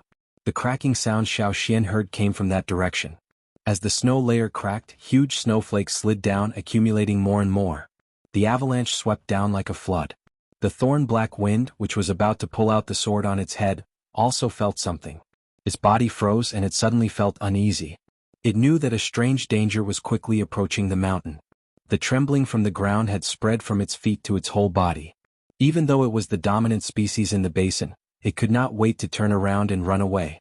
Regardless of the sword on its head and the wound on its eyes, it could still sense the direction of the 2 little creatures. Should it go down the mountain? Or should it continue to chase them? Soon, the Thorn-Black Wind made up its mind. It directly ran towards Xiao Xian and the others. Its intuition told it that if it followed the two little creatures, there should be a way to avoid them. Besides, it had chased them all the way here and was even stabbed by the two little creatures. It was not willing to give up. It would be better if it could bite the two to death. Xiaoxian did not have the time to pay attention to whether the thorn-black wind was chasing them or not. He just wanted to hide behind the big rock, which was the only suitable place for him to hide in. The huge snowy body brought along a rumbling sound that caused the ground to tremble as it charged downwards with a ferocious momentum. Mao, who was following closely behind Xiaoxian, felt that his body was getting more and more tired.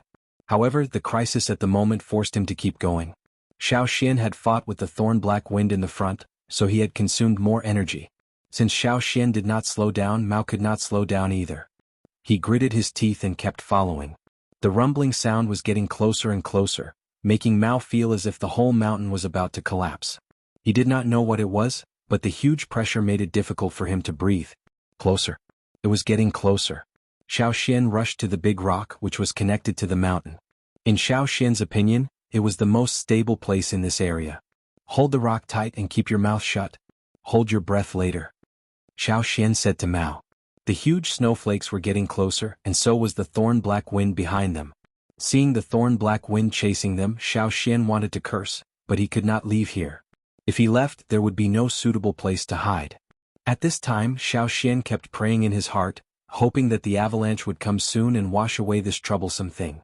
The thorn-black wind also sped up, and was only dozens of meters away from the rock where Xiaoxian and the others were hiding. The mist-like snow had already rolled over, and the big mouth with sharp teeth was also biting towards them. However, the big mouth was one step too late. Take a deep breath, hold the rock tight. Hearing the rumbling sound, Xiaoxian closed his eyes. When the avalanche came, the thorn-black wind roared unwillingly, and Xiaoxian even smelled the fishy smell coming from its mouth. Just as the thorn-black wind roared, it was drowned out by the rumbling sound of the avalanche. After that, there was only the sound of the avalanche that made people think that it was going to destroy the world. Even hiding behind the big rock, Xiaoxian and Mao were still stuck in the snow for a while. After a long time, the rumbling sound gradually faded away, and the snow was all gone.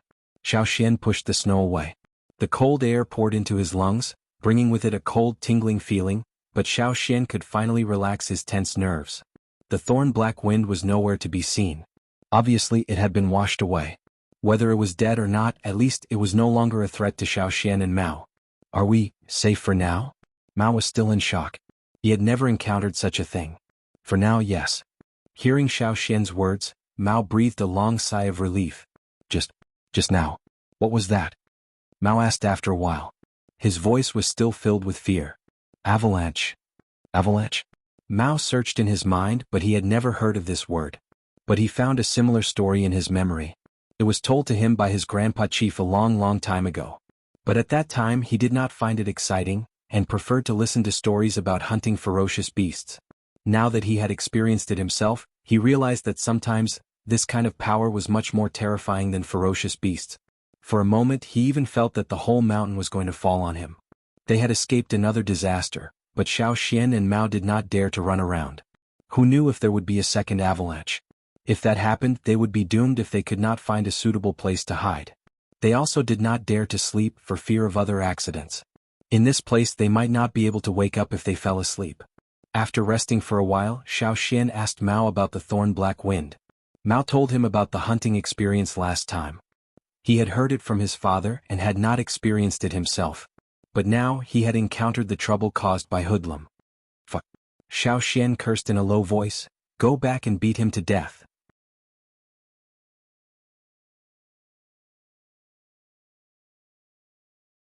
Chapter 51.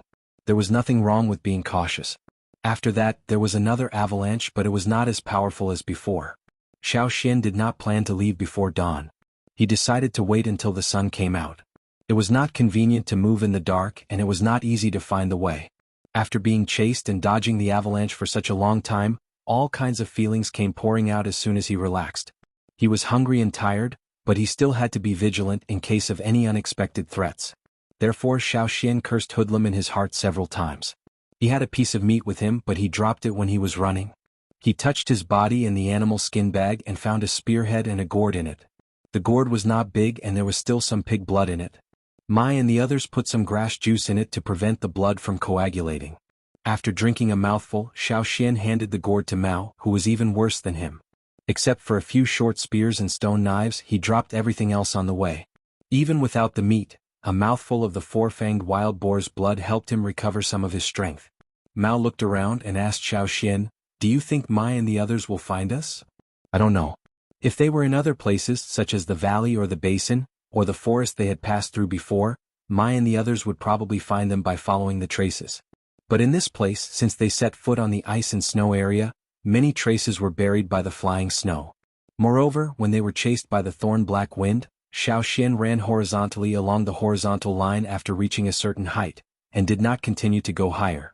The temperature at night was much lower than during the day. When they climbed over the mountain, it was during the day and it was freezing, not to mention tonight. It was probably because he had consumed a lot of energy tonight. His body was absorbing the energy from the four-fanged wild boar's blood at a much faster rate. Even after taking 3 sips of the blood, the totemic power in his body never stopped circulating. There was no other way. If he stopped in this place, he would probably be frozen solid. He could only rely on his totemic power. Mao did not know how to talk to Xiao Xian. After all, he did not like Xiao Xian before, and after drinking the four-fanged wild boar's blood, he was a little sleepy. But the tense nerves and the endless cold wind drove away most of his sleepiness. Looking around, it was still pitch black. He could still vaguely see things close to him, but he couldn't see anything further. After hesitating for a while, Mao decided to ask Xiao Xian why he could see clearly in such a dark environment. However, when he turned around, he saw Xiao Xian drinking the pig's blood from the gourd. The 5th mouthful. Usually Mai only let them drink 1 mouthful at a time, because they could not bear the energy contained in the pig's blood if they drank too much. Even when Mao himself was almost exhausted, he only drank 3 mouthfuls intermittently, and that was almost his limit. If there was too much external energy and he could not control it, there would be chaos in his body. But now Xiao Xian did not seem to want to stop. It seemed that there would be a 6th mouthful later. "Is it okay to drink so much?" Mao asked. "It's okay for now." Xiao Xian felt that the energy brought by the pig's blood soon disappeared, and the tiredness that had just eased came back again. He could only drink 1 more mouthful. After repeating this several times, Xiao Xian did not find any side effects, so he just followed his instinct and kept drinking. Mao only drank 3 mouthfuls of the four-fanged boar's blood, and Xiao Xian drank the rest. When the pig's blood was finished, the sky began to glow. Mao looked at Xiao Xian as if he was looking at a monster. He could not understand why this guy was not affected at all after drinking so much four-fanged boar's blood. On the contrary, he was getting more and more energetic. No one in the tribe would believe him if he told them that. "Are we leaving now?" Mao asked. The snow had stopped long ago, and as the sky gradually brightened, they could clearly feel the temperature rising. When the sun came out, they would not need to use the totem power anymore. "Wait a little longer." Xiao Xian looked at the sky and said. The clouds in the sky dispersed a little, and Xiao Xian could see many sharp peaks in the vast sea of clouds. Those were the mountains in the distance. The peaks appeared and disappeared with the surging of the sea of clouds.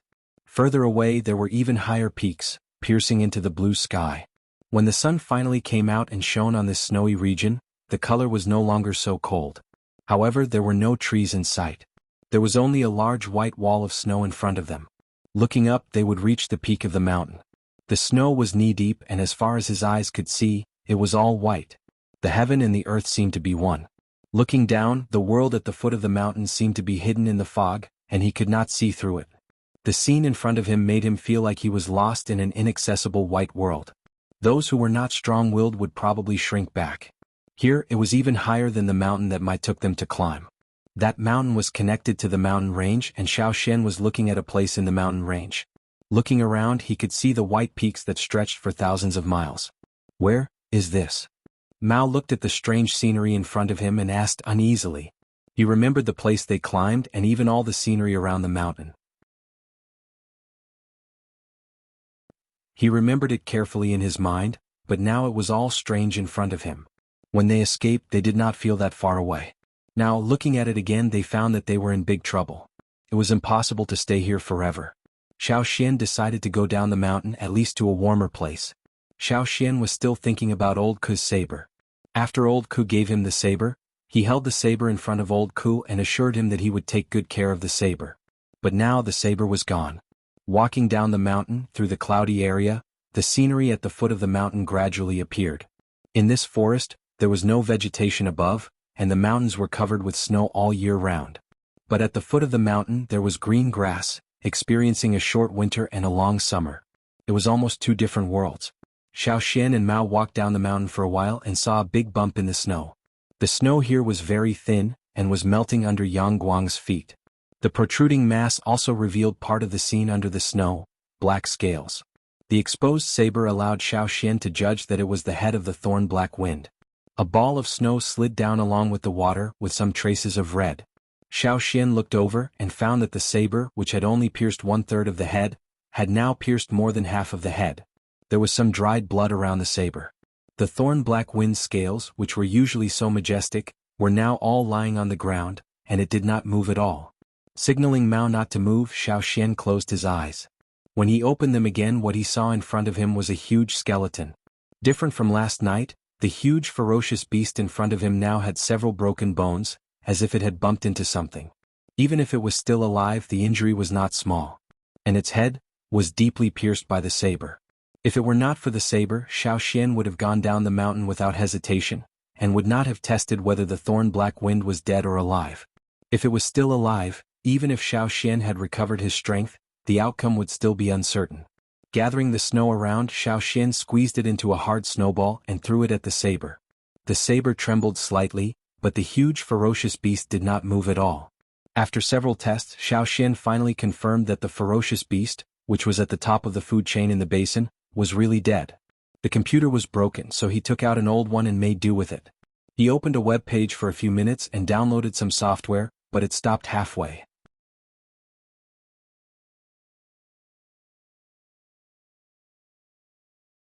Chapter 52. In the Yanjiao tribe. Life in the tribe was calm and peaceful as usual.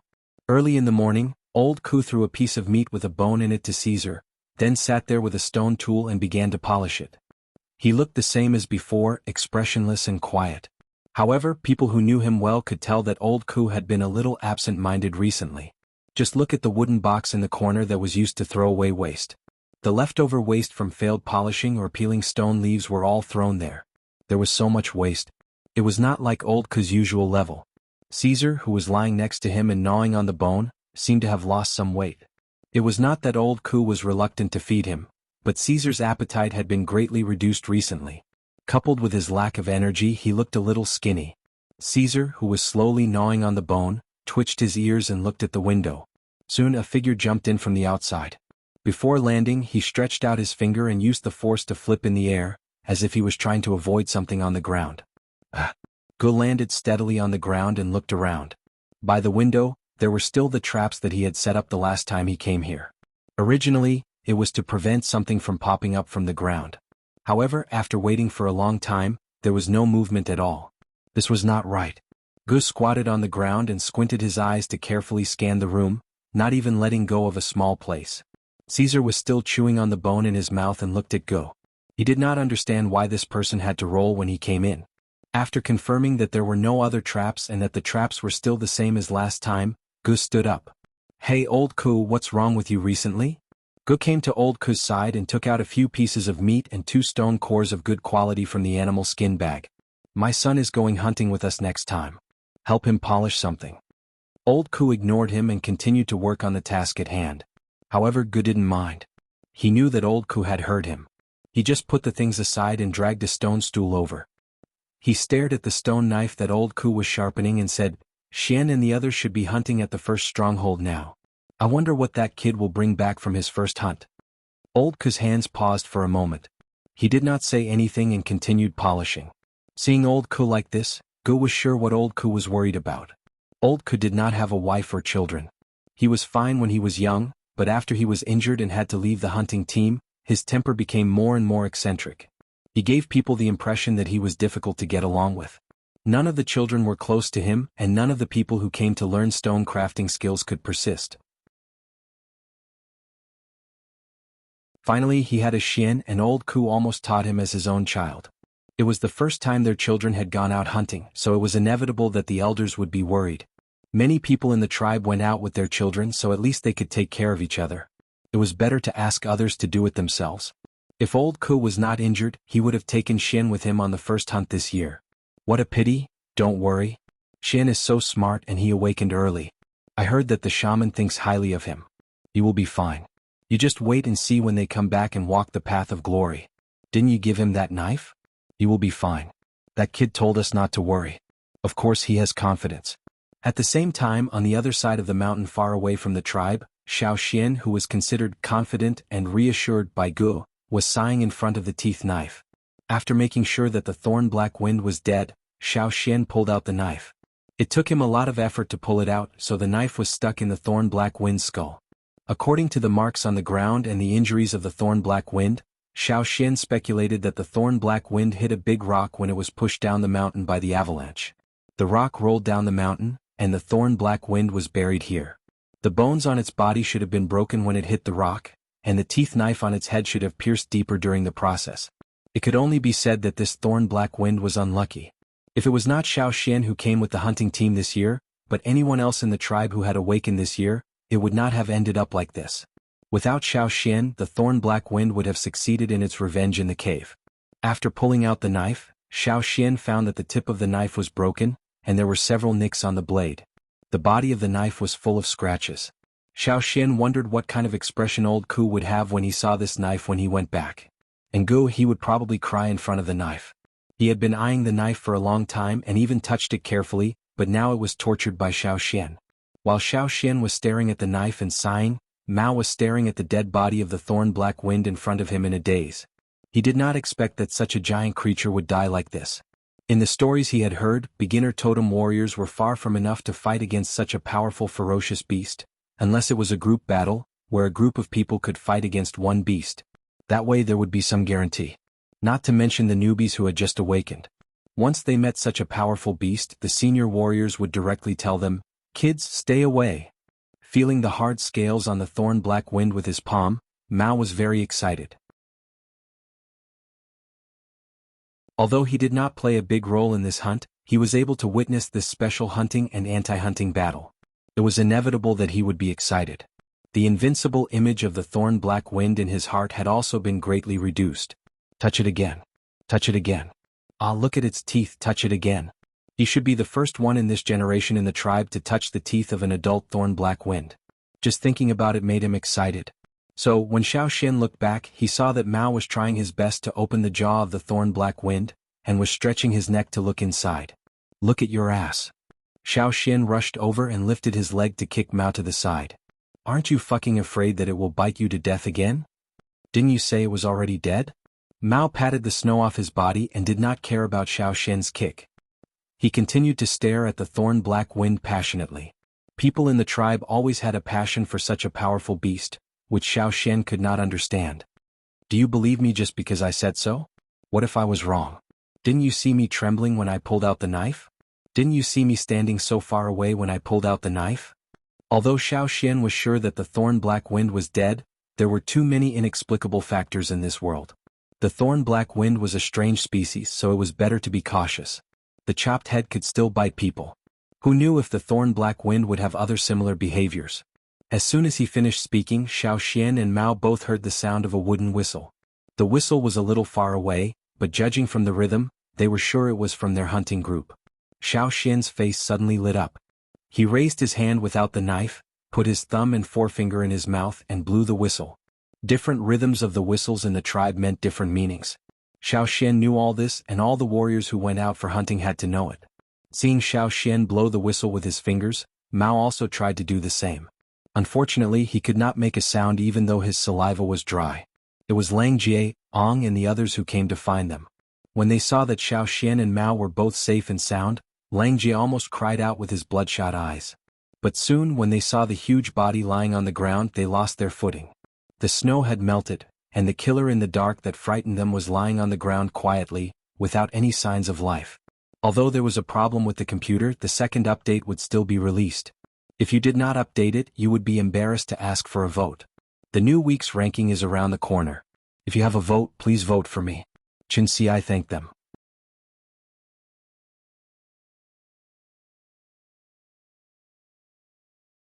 Chapter 53. What is that? Lang Jie clenched the long spear in his hand, and pointed at that direction with trembling fingers. Ong and the others who were one step behind Lang Jie, also swallowed their saliva. Although they had guessed it in their hearts, it was too unbelievable for them to believe, and they even doubted if they were dreaming. Yesterday when they arrived at the cave and saw the mess in the cave, many of them had mentally prepared themselves that they would never see these two kids again. They stayed up all night searching for them. At first they could still find some traces such as the things that Xiao Xian and Mao dropped. But after they entered the snow region, it was difficult to find any more traces, and they could only try their luck. When they found this place they were already out of the hunting range of their hunting group. At the foot of the mountain they met another hunting group and the two hunting groups searched together. The longer they waited, the heavier their hearts became. In this forest, it was too difficult for cubs to survive, no matter if they were human or ferocious beasts. Now, seeing that Xiao Xian and Mao were both safe and sound, Lang Jie and the others were naturally happy. This was beyond their expectations because there were too few people who could escape from the thorn black wind. But when they saw the big guy lying there motionlessly, they felt like they were in a dream. Is it really dead? There is such a big hole on its head and there is so much blood. It should be dead, right? After poking it several times with the long spear, Lang Jie and the others became bolder, and had the same reaction as Mao. Now they had no time to care about Xiao Xian and Mao, and they all surrounded the thorn black wind, touching here and there and exclaiming while poking. It is really the one we saw last time. The part on its tail is not fully grown yet. Its skin is so thick. Look at the thorns. I can't pull it off. Xian, help me hold the stone spear. Hey, I don't believe. The thorns are so hard. If I cut the thorns on its tail last time, he might not be able to hurt its tail like this. Look at its claws, so sharp. Tut tut. Xiao Xian stood aside and felt a headache when he saw these people's reactions. He thought that they would have a happy reunion scene with tears in their eyes, but in the blink of an eye he and Mao were thrown aside. Luckily, Lang Jie knew that he had to inform the others at the foot of the mountain, so he ran down the mountain and used a wooden whistle to send a message to the others. After they found Xiao Xian and Mao, they planned to bring them down the mountain to meet up with the others. But now that they had the thorn black wind, they changed their mind and asked the others to come up. It would be a waste to leave this big guy here, and bringing it back might even boost their morale. The competition between the two hunting groups in the tribe was not small. Every time they went back they had to show off their harvest. This big guy was perfect to bring back. When Mai and the others arrived, Lang Jie was touching one of the thorn black wind's big claws. Just like when Lang Jie and the others saw the thorn black wind, the others all opened their eyes wide as if they were dumbfounded. Then, as Xiao Xian expected, they all gathered around. Are you hurt? Mai came over and looked at Xiao Xian and Mao, feeling relieved. I'm fine. Xiao Xian moved his arms and legs and even jumped a little. In fact, he had broken his ribs and arms last night, but it was not serious and he had recovered a lot. Maybe it was because of the totem power. After confirming that Xiao Xian and Mao were really fine, Mai finally felt relieved. Under the questioning of the others, Xiao Xian briefly told them what happened last night. Mao added from the side. He had not calmed down yet. Perhaps it was because he finally saw the big group and felt relaxed, so he talked a lot. He talked a lot and talked a lot about his experience to the others. Xiao Xian did not mention that he could see the skeleton, but only said that his vision was a little better than others at night. And, from the beginning to the end, luck played a big part in this. There was another member of the hunting group who came with Mai. After hearing Xiao Xian's story he sighed, so it was you guys who made the noise on the mountain last night. Last night, the other hunting group also heard the rumbling noise on the mountain, but they were still a little far away, so they did not worry about being affected by the torrent of snow. They also did not think of coming over to take a look. After all, no one could survive that kind of noise. The leader of the other hunting group looked at Mai enviously. He could already foresee what kind of noise Mai's group would cause in the tribe on their way back. It was impossible to leave the thorn black wind here forever. Like other prey, they had to cut it open first. According to the rules of the hunting team, Xiao Xian should be the one to wield the blade since it was his prey. However, Xiao Xian did not have the ability to wield the blade yet. The thorn black wind's hard scales were too thick. Even if there were no thorns on its abdomen, it was still difficult for Xiao Xian to wield the blade. So, Xiao Xian only cut it a few times under the guidance of Mai and the others, and then Mai would cut it open. If it was a prey that was hunted by the hunting group together, the internal organs would be distributed by the leader of the hunting group. Everyone would get some. As for how they would exchange after the distribution, the leader would not care. As for the meat other than the internal organs, it would be distributed later. However, the thorn black wind was hunted by Xiao Xian and Mao. Even if they were lucky, it was still their prey. So, all the internal organs would belong to Xiao Xian. If the others wanted some, they would have to negotiate with Xiao Xian. After the internal organs were cut open, Mai and the others said goodbye to the other hunting group, and dragged the thorn black wind back together. At the place where the hunting group climbed the mountain yesterday, there was a big cave near the top of the mountain. Processed prey was stored in the cave.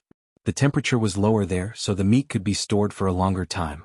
Moreover, prey like the thorn black wind and the four-fanged wild boar would rot slower. That was one of the reasons why warriors preferred higher-level preys. So, in every stronghold there would be 2 caves. One was for resting, and most of them were located on the mountainside. The other one was for storing food, and most of them were located near the top of the mountain, which was covered with snow all year round. After all, the hunting would last for almost 20 days. After dragging the thorn black wind back to the cave where they stored food, the group went to the mountainside. My plan to find another cave for resting, as the original one was no longer suitable. My Shen, you are finally back. The 5 people who stayed in the original cave were very happy to see Xiao Xian and Mao come back safely, but they had other things to report. After you left yesterday, I heard the roars of thorn black winds at the foot of the mountain. There were 2 of them. I went to check and they were the ones who stopped us. They were fighting for territory. I didn't dare to get too close, so I came back after watching for a while. Mai thought for a while and asked the others to wait in the cave, while he went down the mountain with several middle-level totem warriors to check out the situation. After Xiao Xian finished eating a piece of roasted meat, Mai came back in a hurry. With a happy face, he asked the others to go down the mountain to help. It turned out that the 2 thorn black winds were fighting fiercely for territory. One of them was defeated and was almost torn to pieces. The other one didn't fare well either. Chunks of meat were bitten off from several parts of its body, and one of its hind legs was almost bitten off. When Mai and the others went there, the victorious thorn black wind was resting in the woods. The pond was a little far from where they fought, and its wounds were too serious. It probably wanted to rest in the woods for a couple of days, and then decide what to do next. Unexpectedly, Mai and the others went there and killed it directly when it was weak. Do you think that last time when the other one was looking for help, did it know that these 2 would fight like this? Lang Jie asked. Xiao Xian also thought that maybe, when the other one offered its territory to help, it really did think of that. If everything went well, it should be able to kill the kids in the hunting group, and then wait for the 2 at the foot of the mountain to fight for its territory. When one of them was defeated and the other one was weak, it would come back to pick up the last harvest. In this way it could not only take revenge but also kill the other 2 of its kind and expand its territory. No one knew the truth. After all, the 3 of them had been dragged to the cave where the hunting group stored food.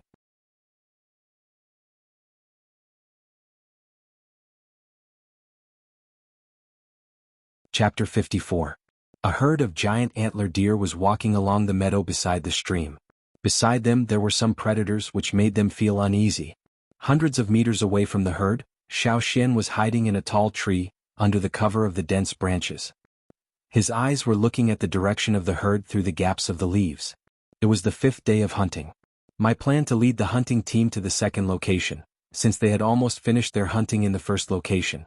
The second location was on the other side of the basin. They had to go through the basin and then climb over the mountains to get there. Mai didn't plan to go straight through because he had Xiao Xian and Mao with him. Instead, he walked along the edge. Although the route was longer, it was less dangerous than going in a straight line. On the way, the hunting team saw a herd of giant antler deer and wolves. Mai asked everyone to hide first and then asked Xiao Xian to check the wolves in the forest. Xiao Xian also had a wolf. Mai was worried that Xiao Xian had never seen a real wolf. Caesar was no longer a real wolf in the eyes of many warriors. He couldn't let Xiao Xian think that Caesar was just a silly wolf. In fact, Mai worried too much. Xiao Xian certainly knew what wolves in the wild looked like. Otherwise, he wouldn't have treated Caesar as a dog. However, the wolves here were much stronger than the one Xiao Xian had seen in his last life. They were more muscular and more lethal. Judging from their heads and jaws, they had a stronger bite force. In their diet, there were many prey that were several times bigger than them. Now, the wolves were just wandering around. Before they took action, they would do a risk assessment. They will avoid those with big horns.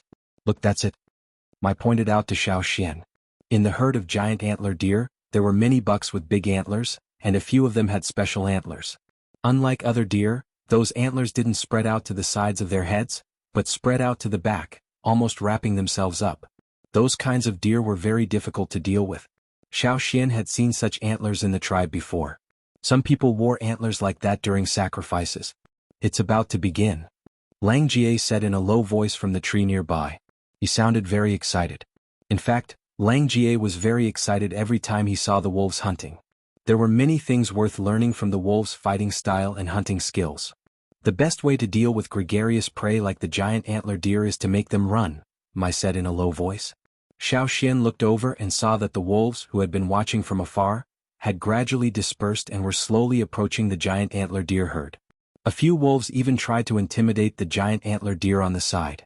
Because of the approach of the wolves, the giant antler deer herd began to panic.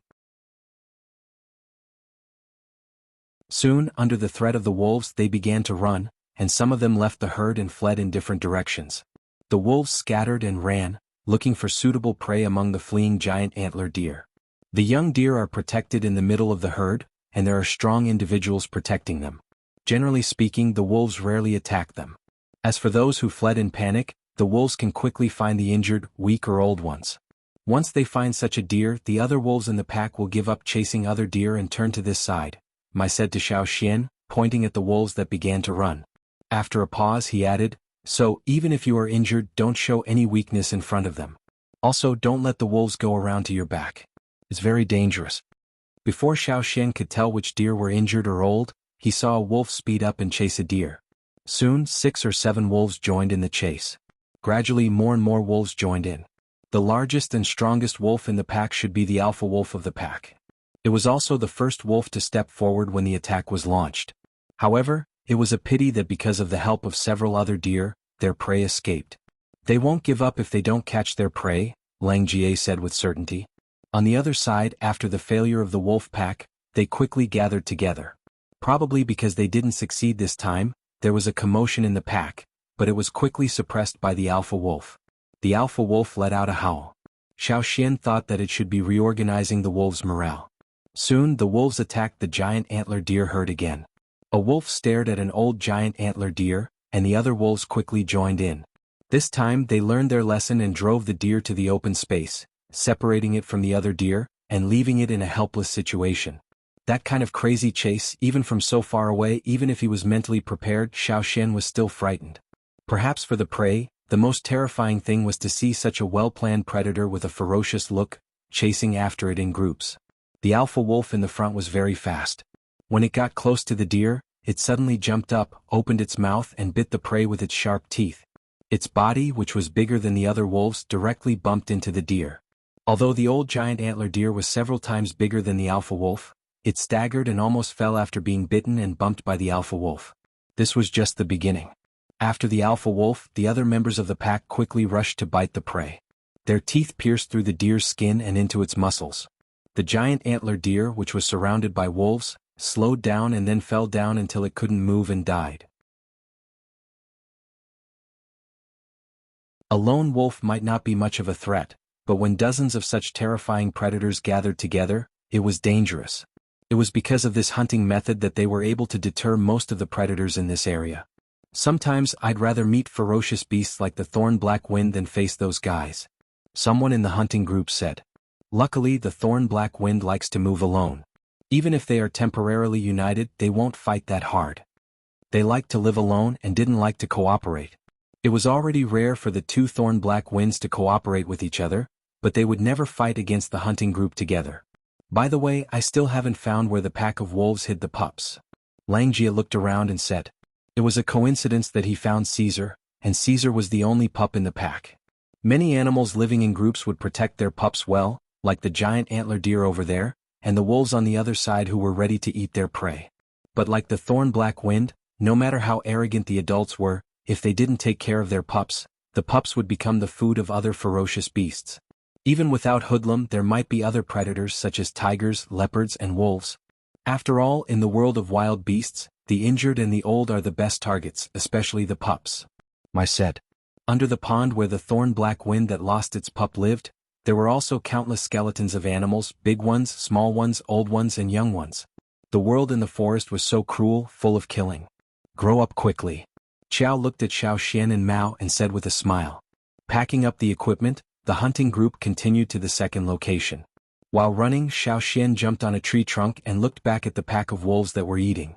The strong alpha wolf was howling and fiercely biting the other wolves that came to eat their prey. It was defending its ruling position in the family in this way. When the other wolves were not bitten by the alpha wolf, they would quickly eat their prey, as if the prey would be gone if they were one step slower.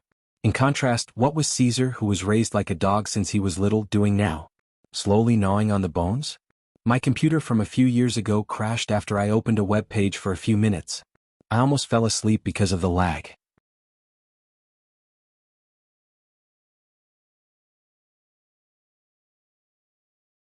Chapter 55. The weak ones in the forest were the most vulnerable to attacks, so Xiaoxian had been paying attention to the surroundings. He was just an underage kid, and in the eyes of the beasts and ferocious beasts, he was one of the two weakest in the team. When they crossed the basin, it was almost evening. Xiaoxian thought that there would be a cave for them to rest in. After all, the rule of the hunting team was not to hunt at night, and it was too dangerous to stay outside. Without a cave to rest in, they would feel insecure. To Xiaoxian's surprise, the cave of the second hunting ground was not on this side. The second hunting ground was on the other side of the mountain, but Xiaoxian raised his head and looked at the mountain. He could not see the top of the mountain nor the border. It was too difficult to climb over. Even with the strong strength of a totem warrior, he might not be able to climb over in a day, not to mention it was already late. In the forest near the foot of the mountain, there were already many shining eyes staring at them. The hunting team led by Mai did not stop there, but kept going up the mountain. There was indeed a cave near the mountainside. It was a big cave, but it was not formed naturally, nor was it dug by the people in the tribe. It was dug out by some kind of creature. To be exact, it was actually a passage. Every time the hunting team came here, they would enter from here. They could walk to the other side of the mountain and directly go through the mountain. On the wall near the entrance of the cave, there were many carved words. At the end, Xiaoxian saw Mai's name. Every hunting team leader would write his name on the wall when he passed through here. So, all the names on the wall were written by the previous hunting team leaders. When Mai could no longer lead the team, and a new hunting team leader was selected, the new hunting team leader would also write his name on the wall when he came here. In their eyes, this was a symbol of honor. Before entering the cave, the hunting team would hold a small ceremony to thank the ancestors who had opened up this hunting route. Mai put down the long spear in his hand by his feet, and knelt down on one knee, with his palms facing inward and his hands crossed in front of his forehead. He kowtowed to the wall full of names. To our ancestors. To you. Xiaoxian followed the other hunting team members and bowed to show his gratitude. It was said that the route taken by each hunting group was taken by their ancestors. A long time ago, when the tribe was short of manpower, there were not so many hunting groups. Every time they went out to hunt, they would change their routes. This time they would take this route, next time they would go that route, and the next time they would change the route again. Later on, when there were more people in the tribe, they divided into several hunting groups. Every hunting route opened up by the ancestors had a hunting group going in that direction. The reason why they had to follow the route was to avoid those unknown and unpredictable factors. What kind of beasts were on each hunting route? How many ferocious beasts were there? What was the geographical environment like? All of these could be learned from the experiences of generations of hunting warriors. If they deviated too much from this path, they wouldn't be able to react in time, which would lead to greater losses. Of course, the hunting route was only a general direction. Based on this, they could do whatever they wanted. For example, Mai's hunting group's route was to climb over the mountain where the first stronghold was, then cross the basin, and then walk past the current mountain to reach the other side. As for some people in the tribe who had their own ideas and wanted to open up a new route, they could only dream about it when the shaman and the chief made a joint decision. What? You want to open up a new hunting route by yourself? Are you better than our ancestors? Absolutely impossible. A new route can't be opened up so easily. Do you think this route is not good? How dare you? How dare you doubt our ancestors? Believe it or not, I'll beat you to death. People in the tribe were always very persistent about the things passed down by their ancestors. Even if there were many decisions that Xiaoxian didn't think were appropriate, people in the tribe didn't think they were wrong at all. In addition to being loyal to the totem, people in the tribe also worshipped and trusted their ancestors, which was beyond Xiaoxian's imagination. Even if their ancestors climbed out of the ground and told them that there was only one moon in the sky, people in the tribe would nod without hesitation. This was also the result of the shaman's brainwashing education, which was passed down from generation to generation.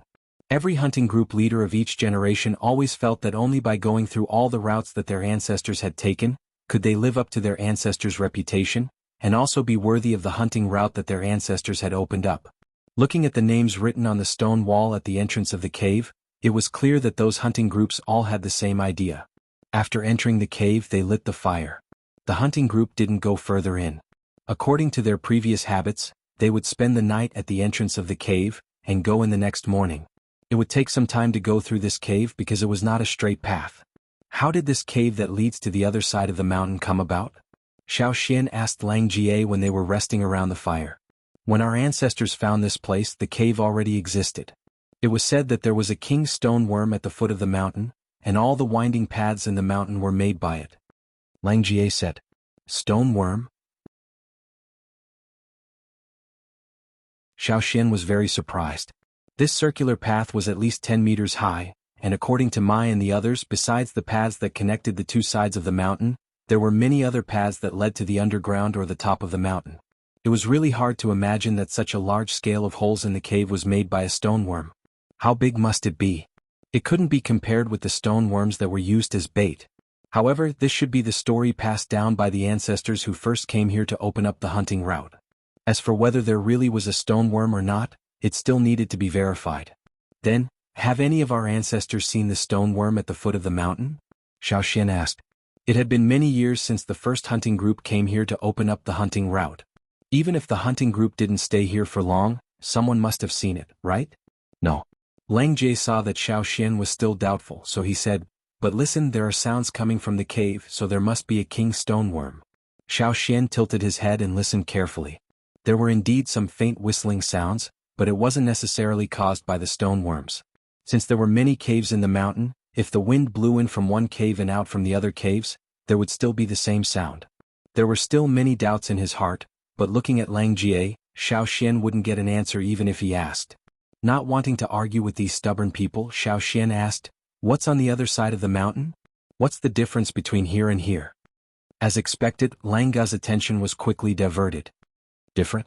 Actually, the biggest difference is that there are many huge birds on the other side of the mountain. Lang Jie stretched out his arms and gestured. Although the length of his arms was limited, Xiao Xian knew from his exaggerated expression that they must be really, really huge. In fact, thinking about it carefully, Xiao Xian found that from the time he entered the forest until now, he had rarely seen large raptors.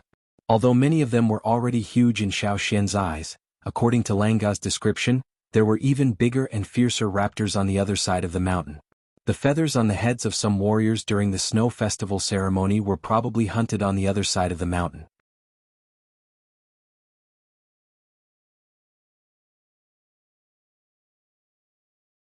Chapter 56.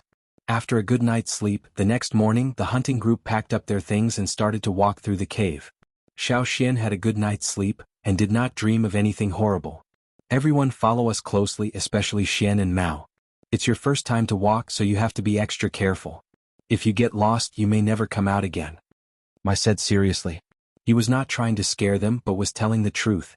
Even the first few generations of ancestors who opened up this hunting route had to pay a heavy price before they finally found the correct path. In this huge maze, it was unknown how many people had entered and never came out. "Yes, don't worry. We will be careful," Xiao Xian said. Mao also nodded. In the hunting group, he had always obeyed the rules, and he knew that it was right to listen to the older warriors. It was getting darker as they walked deeper into the cave. Every few people in the hunting group held a torch. As they walked away from the entrance of the cave, there was only the light from the torches. It was not bright, but it was enough to see the path under their feet. Just like what Mai had told Xiao Xian, in the cave the deeper they walked, the more they would find that there were many intersecting paths. Sometimes they would find 2 or 3 entrances after a turn, but the hunting group had been walking on only one of them. Even if there were many paths that connected to the outside world, people who did not know the way would get lost soon after entering the cave. Maybe they would return to the original place after several turns. Probably because there were many paths connected to the outside world, the cave was not suffocating, but there was always some faint wind, and the rhythmic sound of some large animal breathing. For the time being, they did not see any aggressive creatures in the cave, but it was said that there were some insects and spiders living in the cave. The paths in the cave were not only winding but also sometimes high and sometimes low. Sometimes they would slide down and sometimes they had to climb steep slopes. They had to be careful not to fall behind. In the hunting group, the ones who were most familiar with the path were basically those experienced warriors. The younger ones, like Lang Jie, might not be able to remember such a complicated path. It was not that no one had ever thought of leaving a mark on the cave wall, but every time they left, those marks would disappear. All kinds of incidents made the hunting group believe that there must be a king stone worm in the mountain, just as the ancestors had guessed. It was just that no one had ever seen it before. Therefore, later hunting groups stopped leaving marks on the cave wall, and tried not to make too much noise when they passed through the cave. They were afraid of disturbing the giant creature in the mountain. In the tribe, stoneworms did look harmless, but the king stoneworm was different. Otherwise, how could it have the word king in the name? Just like the previous hunting team, Xiao Xian and Mao walked in the middle of the team so that they could better protect them. Xiao Xian used his special ability to observe other places in the cave. Sometimes they would see some larger insects, but those insects did not attack the hunting group, and the hunting group would not provoke them. For one thing, they did not know how many such insects were in the cave. It would be troublesome if they attracted a large group of them. Another thing was they did not want to make too much noise. If they accidentally disturbed the big guy in the mountain, it would be a real disaster. If the cave was a straight line, it would not take long for them to get out of the mountain. But the hunting group spent almost half a day in the mountain before they heard Mai say, almost at the exit. They turned a corner and walked out. There were two entrances in front of them, one of which led to the exit. But at the moment there were spiders blocking the entrances. They were a kind of eyeless spiders. Probably because they lived in the dark cave for a long time, their eyes gradually deteriorated. Their torsos were relatively small, but their legs were very long, and they could directly cover the entrance like a cover. Mai and two other warriors who were walking in the front, were holding torches and spears to scare the spiders blocking the entrances. The spiders could feel the heat of the flames, and when the torches were swaying, they would flinch. There were only two eyeless spiders on the path leading to the outside of the cave. Compared to them, there were more spiders on the other side. What's more, because of the swaying torches, the spiders on both sides of the path started to move. They waved their caliceri and opened their fangs at the people who were holding the torches, as if they were warning the people in the hunting group. Don't worry about them. Let's go. On the other side, Mai had already chased away the eyeless spiders that were blocking the tunnel entrance. He called for the team members behind him to hurry up and catch up. Based on his experience, eyeless spiders rarely stubbornly fought with humans. Their food was other insects in the cave, so as long as they were careful not to provoke them, they could still successfully avoid them by taking a step back. However, an accident happened at this moment. Xiao Xian, who was protected in the middle, suddenly felt a chill on the back of his neck. He became alert and looked around at the eyeless spiders waving their caliceri. No, it was not them. Xiao Xian raised his head and saw a black whip rolling down like lightning. Xiao Xian only had time to block it with his saber, but his whole body was wrapped tightly and pulled up. All this happened in a flash. Most of the warriors in the hunting group were busy guarding against the eyeless spiders. They did not expect that there was another one above their heads, but it did not seem to be an eyeless spider. Those who had noticed it were still a step too late and couldn't stop it. Xian. My Xian was dragged away. Why is there a hole above? It was not there last time. What was that? At this moment, the warriors did not have time to retreat. They blocked the approaching eyeless spiders and stabbed a few of them. However, Xiao Xian was dragged away from above, so it was difficult to climb up. Mai asked the others to deal with the approaching eyeless spiders, while he climbed up the cave wall. Not long after, Mai came back with a gloomy face. The creature that dragged Xiao Xian away was too fast. When Mai caught up with it, it was already gone and he could not hear Xiao Xian's shouts. Moreover, not long after climbing up, there were forks that led up, down or even straight up. After several attempts, Mai could only return without success. Inside the mountain, those creatures that had lived in the dark for many years knew much more about the cave than they did. Mai was still worried about the others in the hunting group, so he had to go back first. After all, he was the leader of this hunting group, and he had to be responsible for the other 30 warriors. Mai punched the cave wall angrily, and then went back to deal with the increasing number of eyeless spiders with the others. The situation was getting worse for them. The warriors in the hunting group had to rush out from the forks. They were not far from the cave, and the eyeless spiders would not chase them outside because they did not like light. It was common for a hunting group to lose someone. This time it was Xiao Xian and there would be others in the future. However, Lang Jie and the others were younger and less rational. They wanted to keep looking for him, but they were pulled away by the others. Some of the older warriors were already used to this kind of parting. Many warriors sighed in their hearts. Why was Shen so unlucky? It was his first hunting trip and he encountered everything.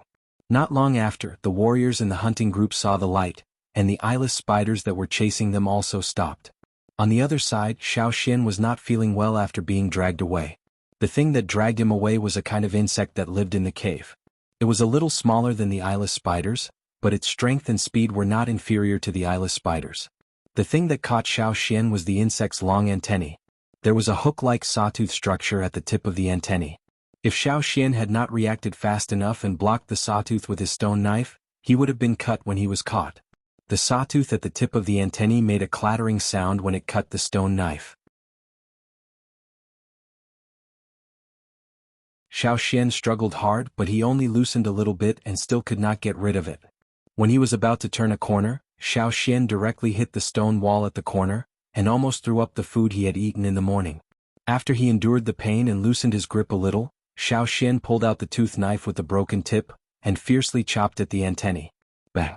The antennae that caught Xiao Xian was cut off, and the insect that lost one of its antennae also jumped around in pain. Xiao Xian, who was thrown off, rolled on the ground and fell into a passage on the side. The passage was downward, and Xiao Xian did not have time to stand still, and slid down the slope again. He did not know how long he had slid, and when he finally stood still, Xiao Xian felt dizzy. He had hit the wall several times and was dragged along the way, and now he was in pain all over. Gasping for breath, Xiao Xian still wanted to go back the way he came. The longer he stayed here, the more dangerous it would be.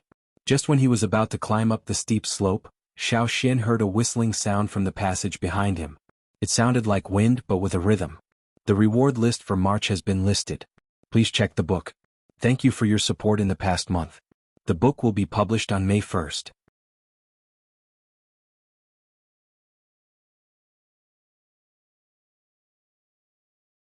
Chapter 57. At first there was only a faint whistling sound and it was very vague. It was even easy to confuse it with the sound he had heard in the other tunnels. But soon the whistling sound became clearer. Xiao Xian remembered that Lang Jie had told him that there was a king stone worm in this mountain. He did not believe it before. After all, so many warriors in the tribe had passed by, but none of them had seen the legendary king stone worm. Even the stories passed down by their ancestors were just guesses. There was indeed some whistling sound in the tunnel, which was the sound of the air flowing in the wind.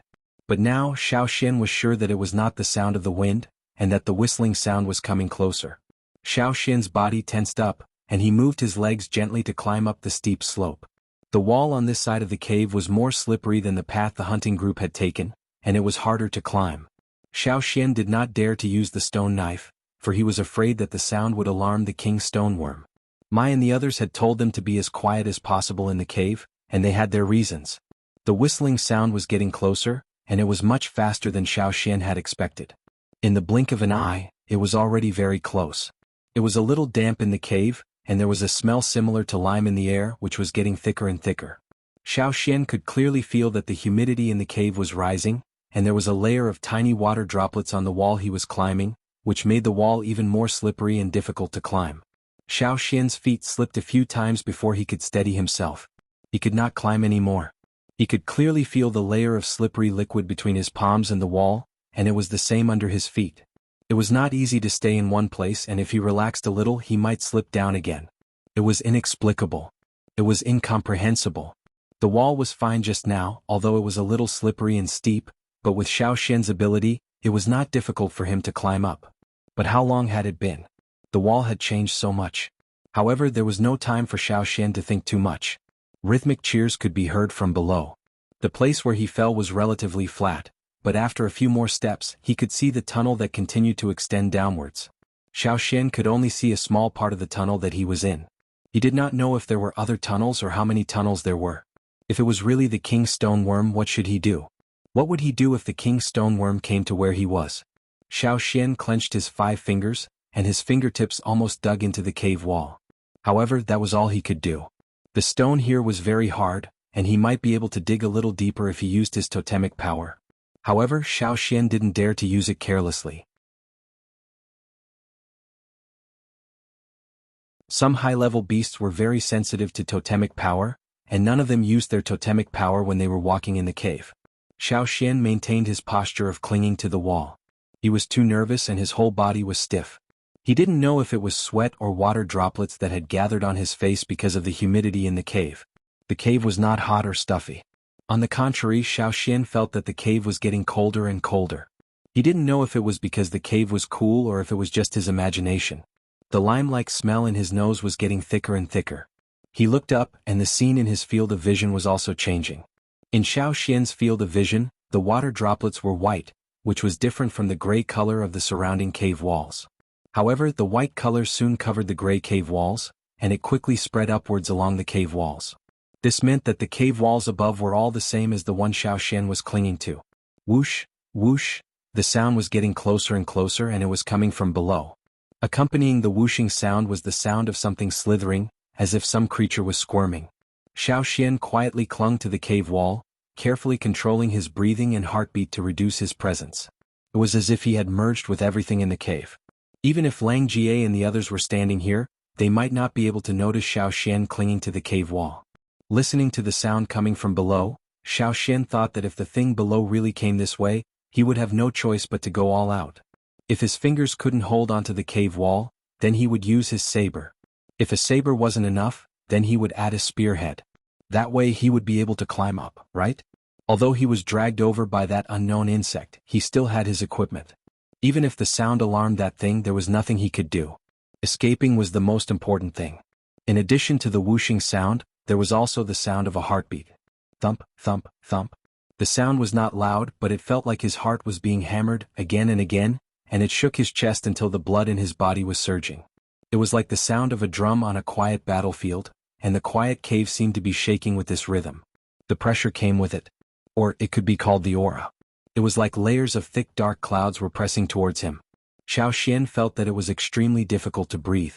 Without the help of totem power, his body was still weaker. Just when Xiao Xian heard the sound approaching and was about to use his totem power to climb up, the whooshing sound and the thunder-like thumping sound gradually faded away. It seemed that there were other forks at the end of this path. Fortunately, the king's stoneworm did not come this way. When the sound gradually faded away, Xiao Xian's muscles all over his body relaxed. In order to survive that short moment, Xiao Xian had used up almost all of his strength. He did not fight, he did not do anything. He just leaned on the cave wall, but he was even more tired than when he fought against the thorn-black wind. Because of this, Xiao Xian could not control his hands, and his whole body slid down the cave wall, back to the place where he rolled down.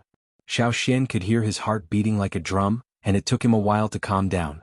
As if he had sensed something, Xiao Xian turned around and looked at the cave wall that he had been leaning on.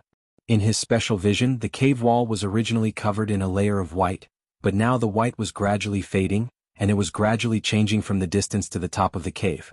It looked like the white that had spread to the top of the cave was shrinking back. The humidity in the cave gradually returned to its original state, and it was no longer so humid. Even the strong smell of lime was gradually disappearing. Feeling a little itchy on his face, Xiao Xian raised his head and touched his face. A layer of powdery rock came off, and his palms were also covered in a layer of hard rock. He moved his palms and felt a layer of rock falling off. Thinking of something, Xiao Xian climbed to the top of the cave. Without that layer of sticky liquid, climbing became much easier. After checking the cave wall carefully, Xiao Xian found that the fingerprints he had left on the wall when he was climbing up were all gone, as if he had never climbed there. No wonder the people in the hunting group would leave marks in the cave, and the next time they walked in, those marks would disappear. It seemed to be similar to what he had just encountered. The cave returned to its original state, as if no living creature had ever been here. Xiao Xian did not go down but climbed up along the cave wall. He wanted to see if he could return to the path that the hunting group had taken. Finally, he climbed up along the cave wall. Looking around, Xiao Xian was dumbfounded. He should have cut off the antennae of the insect that dragged him here. But now there were no antennae, no other insects, and no eyeless spiders. There were no other sounds, and there were no signs of a struggle or a drag in the surroundings. Everything in the cave seemed to have been restored. In front of Xiao Xian there were 3 cave entrances which looked exactly the same. There was no trace of other living creatures, so he could not tell them apart. Which cave had he been dragged here from?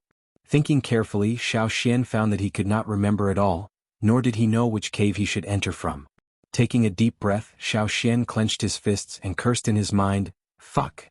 Sorry, there is only one more update for tonight. Good night, everyone." Thank you for your April Fool's Day tips, and thank the first chief of this book for looking at money and earning more.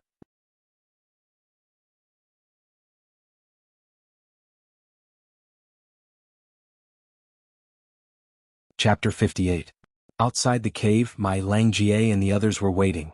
According to the rules of the hunting group, if anyone had an accident inside, the hunting group would wait for a day at the entrance of the cave. After a day they would continue the hunt. There would be casualties every year, but the hunt would still go on. It didn't matter who was missing. Xian should be fine, right? Langjie was walking back and forth at the entrance of the cave, looking very anxious. He wanted to go in and look for Xiao Xian, but the situation inside stopped him. He didn't even remember the passages that connected the two sides of the mountain, so he knew far less about the caves than Mai and the other old warriors. Even the old warriors couldn't do anything about it, let alone him. Yes, Xian is so lucky. He could even kill a thorn black wind.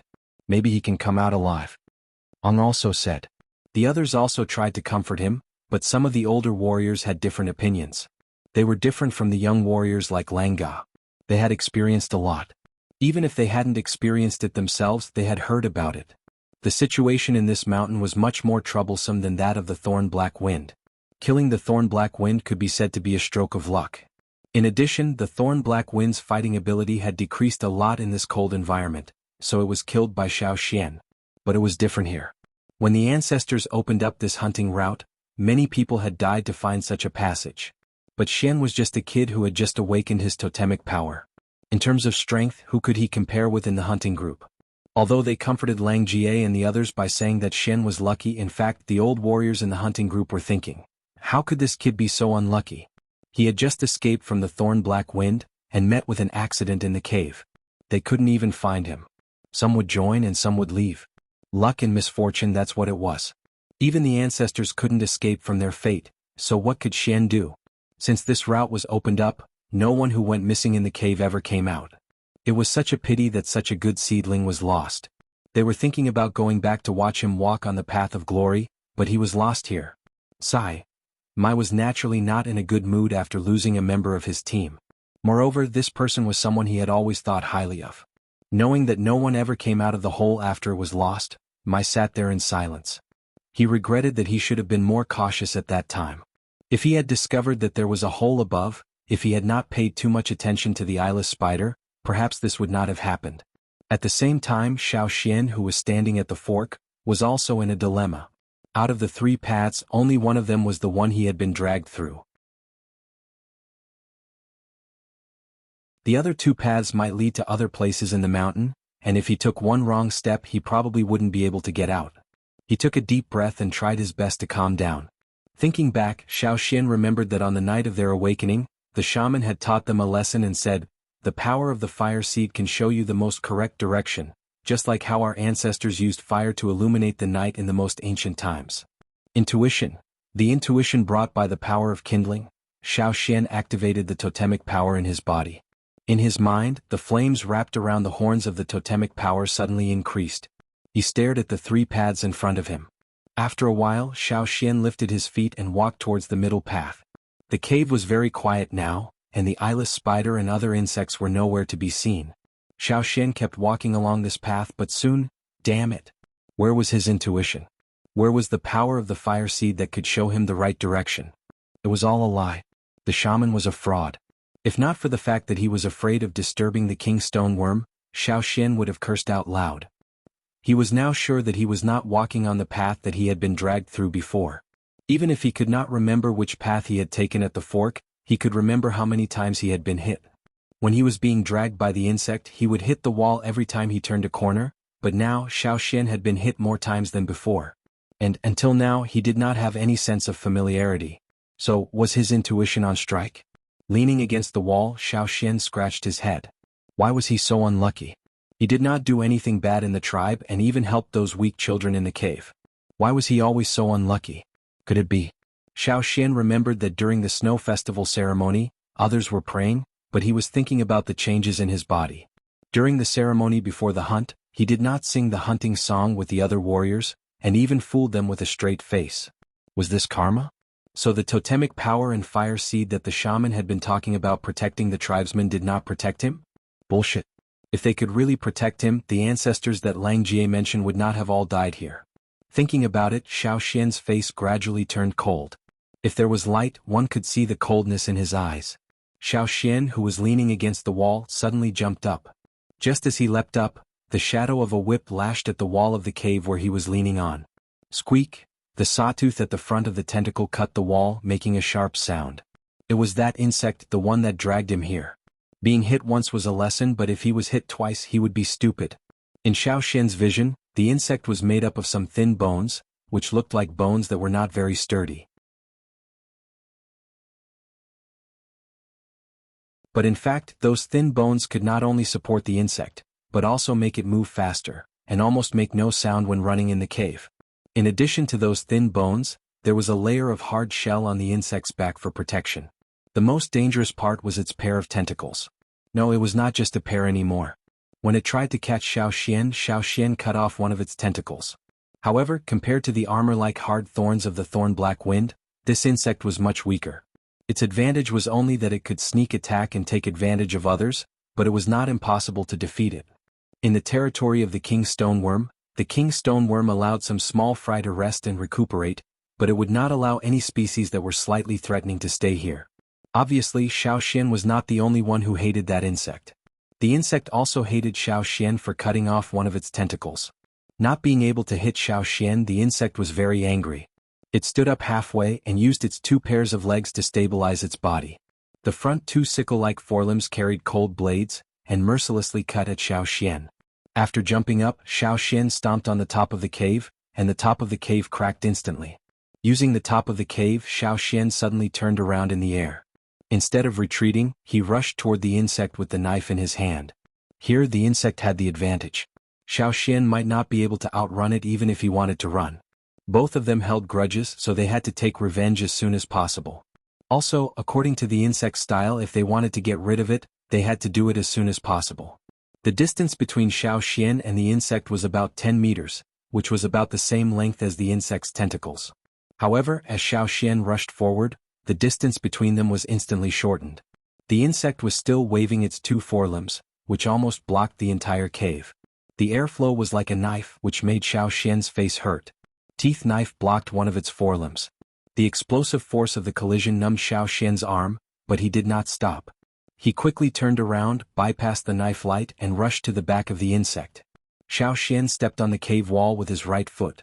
Using the force, he aimed at the intersection of the insect's back and head, and slashed at its extended neck like lightning.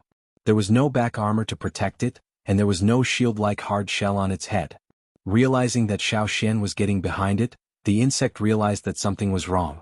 However, it could not defend itself. Its long tentacles had not been retracted, and its 2 forelimbs could not hook behind it. It hurriedly retracted its tentacles, trying to pull out Xiao Xian, who was getting behind it. However, it was still a bit too slow. Even without the teeth knife was still hard. It was a knife made by old Ku himself. Even if there were some nicks on the blade, it was enough to cut the insect's neck. The teeth knife cut through the softest part of the insect's neck from top to bottom. The length of the teeth knife was limited, so it could only cut off half of the insect's neck. However, this half was enough to make the insect lose its fighting ability. Even the retracted long tentacles were soft and powerless. Xiao Xian pulled back the knife, and took the opportunity to cut off the insect's head again. This time he almost cut off the insect's entire head. The waving forelimbs were no longer powerful, and the retracted tentacles fell to the ground. The half-standing insect finally fell down. Gasping, Xiao Xian moved his still numb arm. He walked over and cut off the insect's remaining long tentacle, and held it in his hand. After resting for a while, Xiao Xian planned to leave. There was an insect's corpse here, and he did not know if it would attract other insects in the cave. He had to leave immediately. Standing sideways in the middle of the cave, Xiao Xian decided to go on the left and go back to the right. Should he go on or go back to the fork again? Perhaps, when they went back, they would be able to go back to the same path that the hunting group had taken. However, he could also choose the wrong path again, and encounter other creatures that he could not defeat. Time was running out, so Xiao Xian had to make a decision immediately.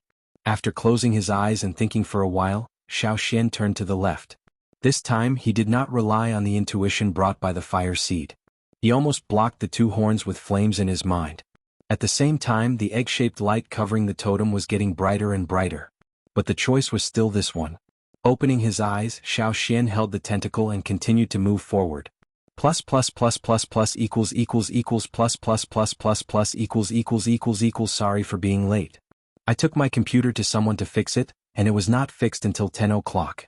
It was already very late when I came back.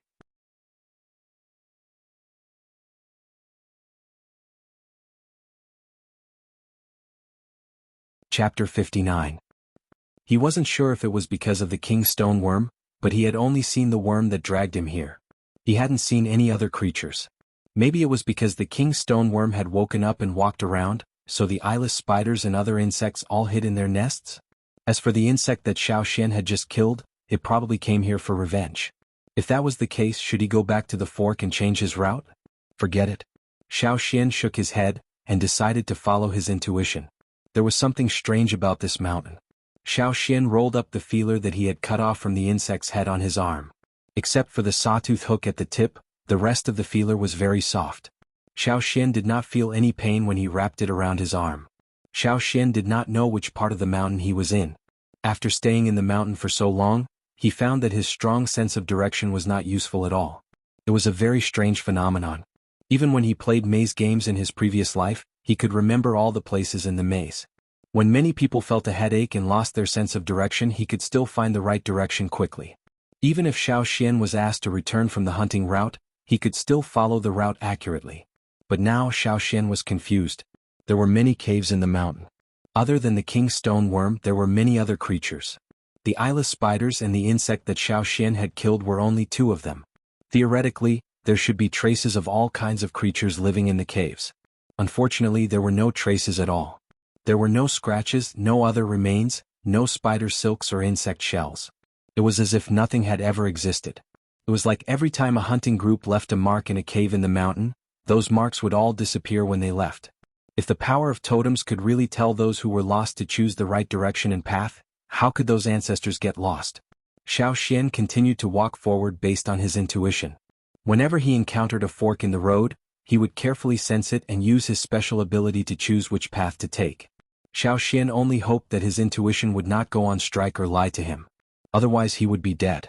Just like what Lang Jie and the others said about the ancestors who opened up hunting routes, once lost they could not go back. Compared to the intuition brought by the fire seed, Xiao Xian's senses were stronger when he used that special ability. Xiao Xian felt that he was walking down. He had probably left the mountainside and was at the bottom of the mountain. However, Xiao Xian persevered.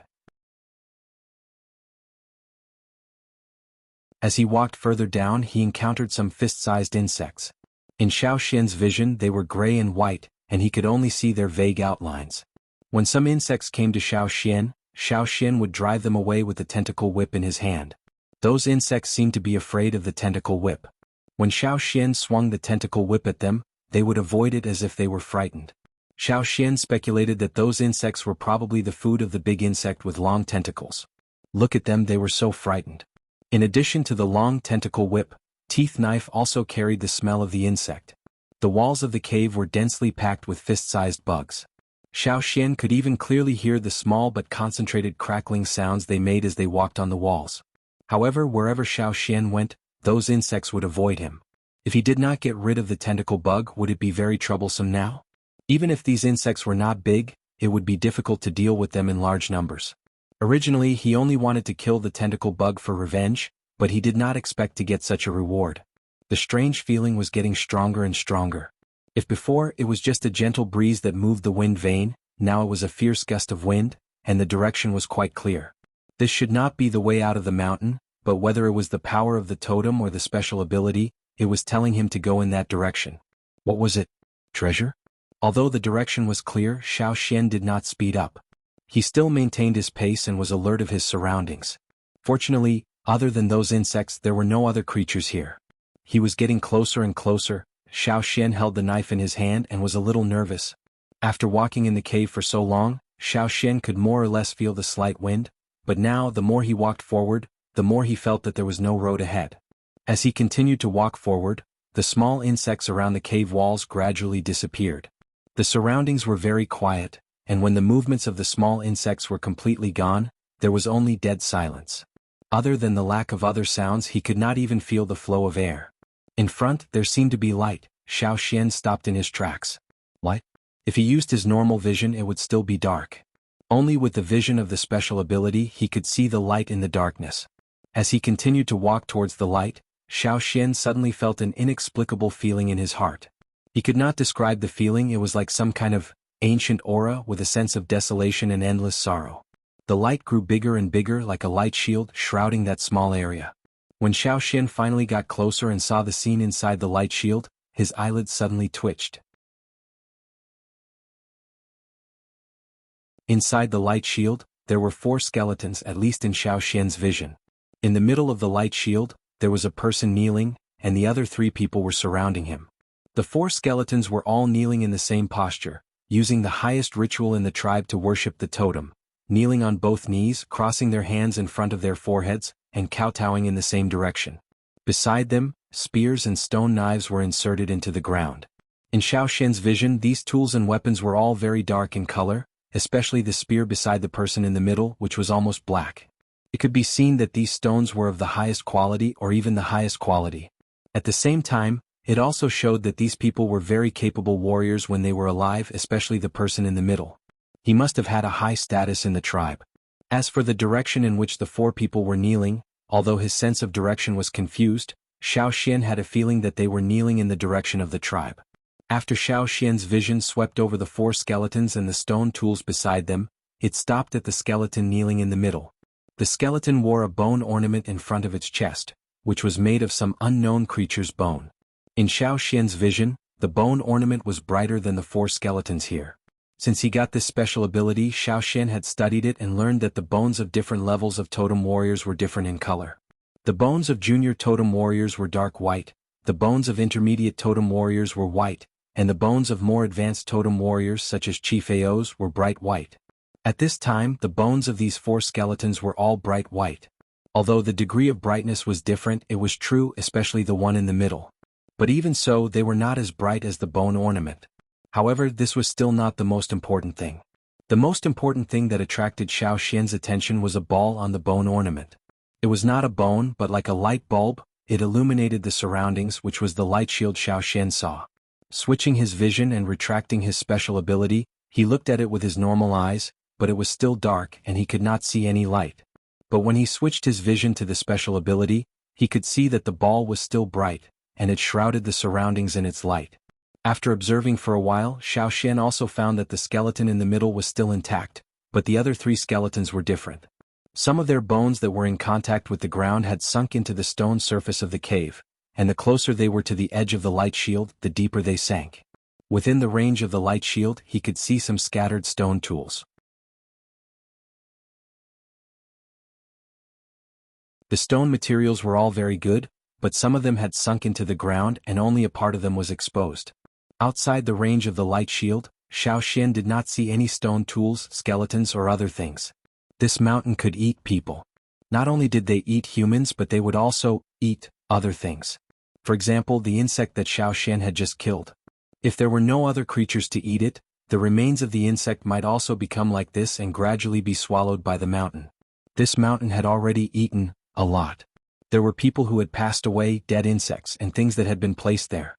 Other than those holes, nothing else was left. But now, the people and stone tools in the light shield had been preserved to this day because of the ball of light, even though they had been there for hundreds of years.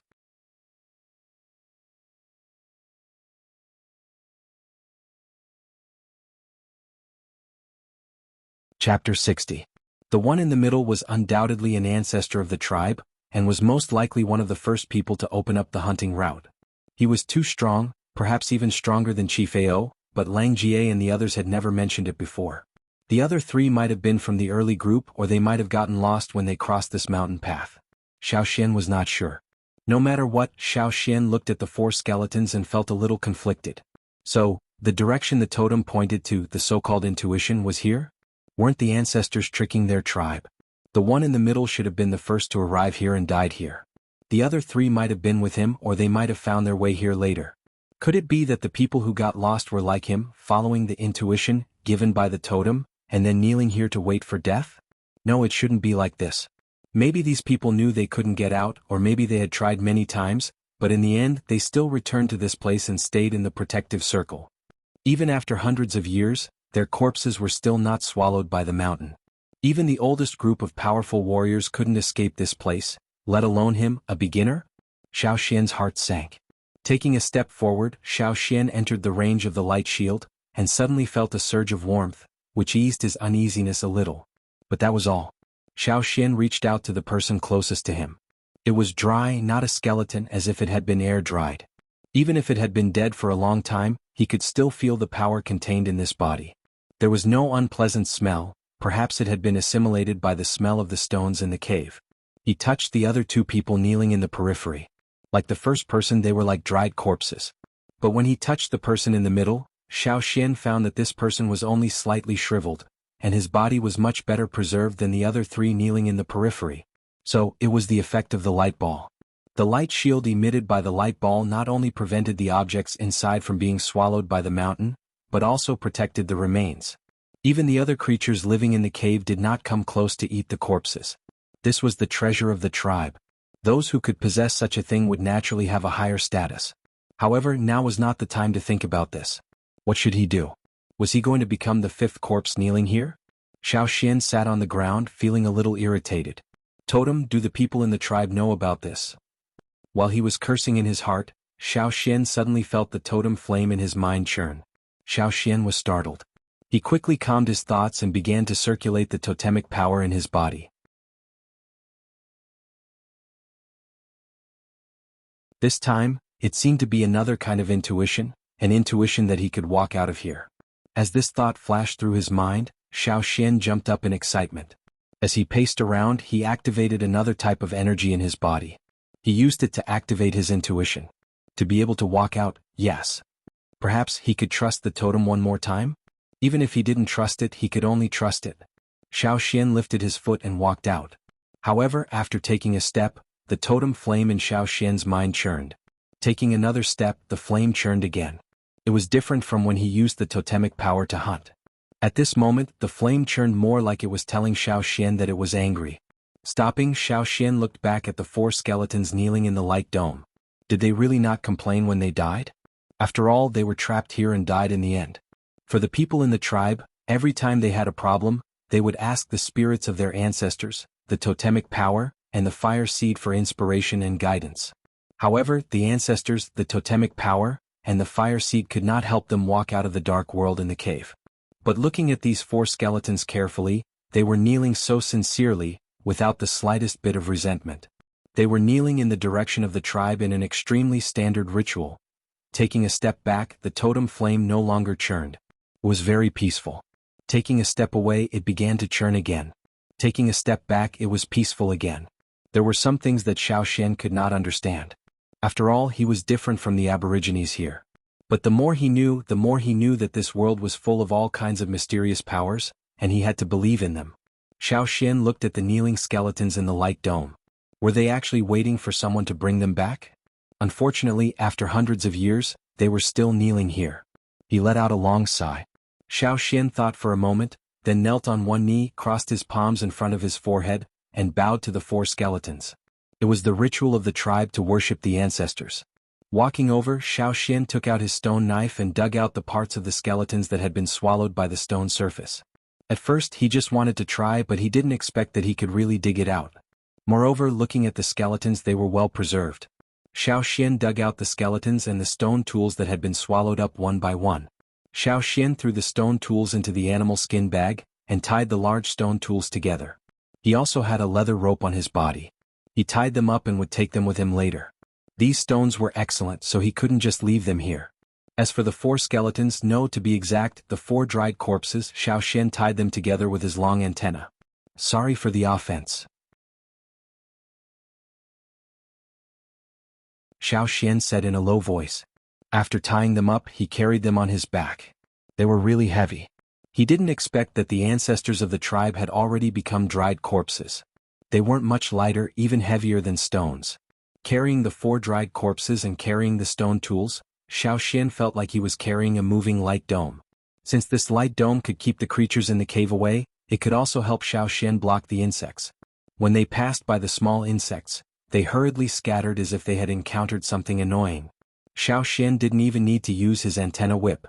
Xiao Xian was still walking based on his intuition. This time his intuition pointed in a different direction.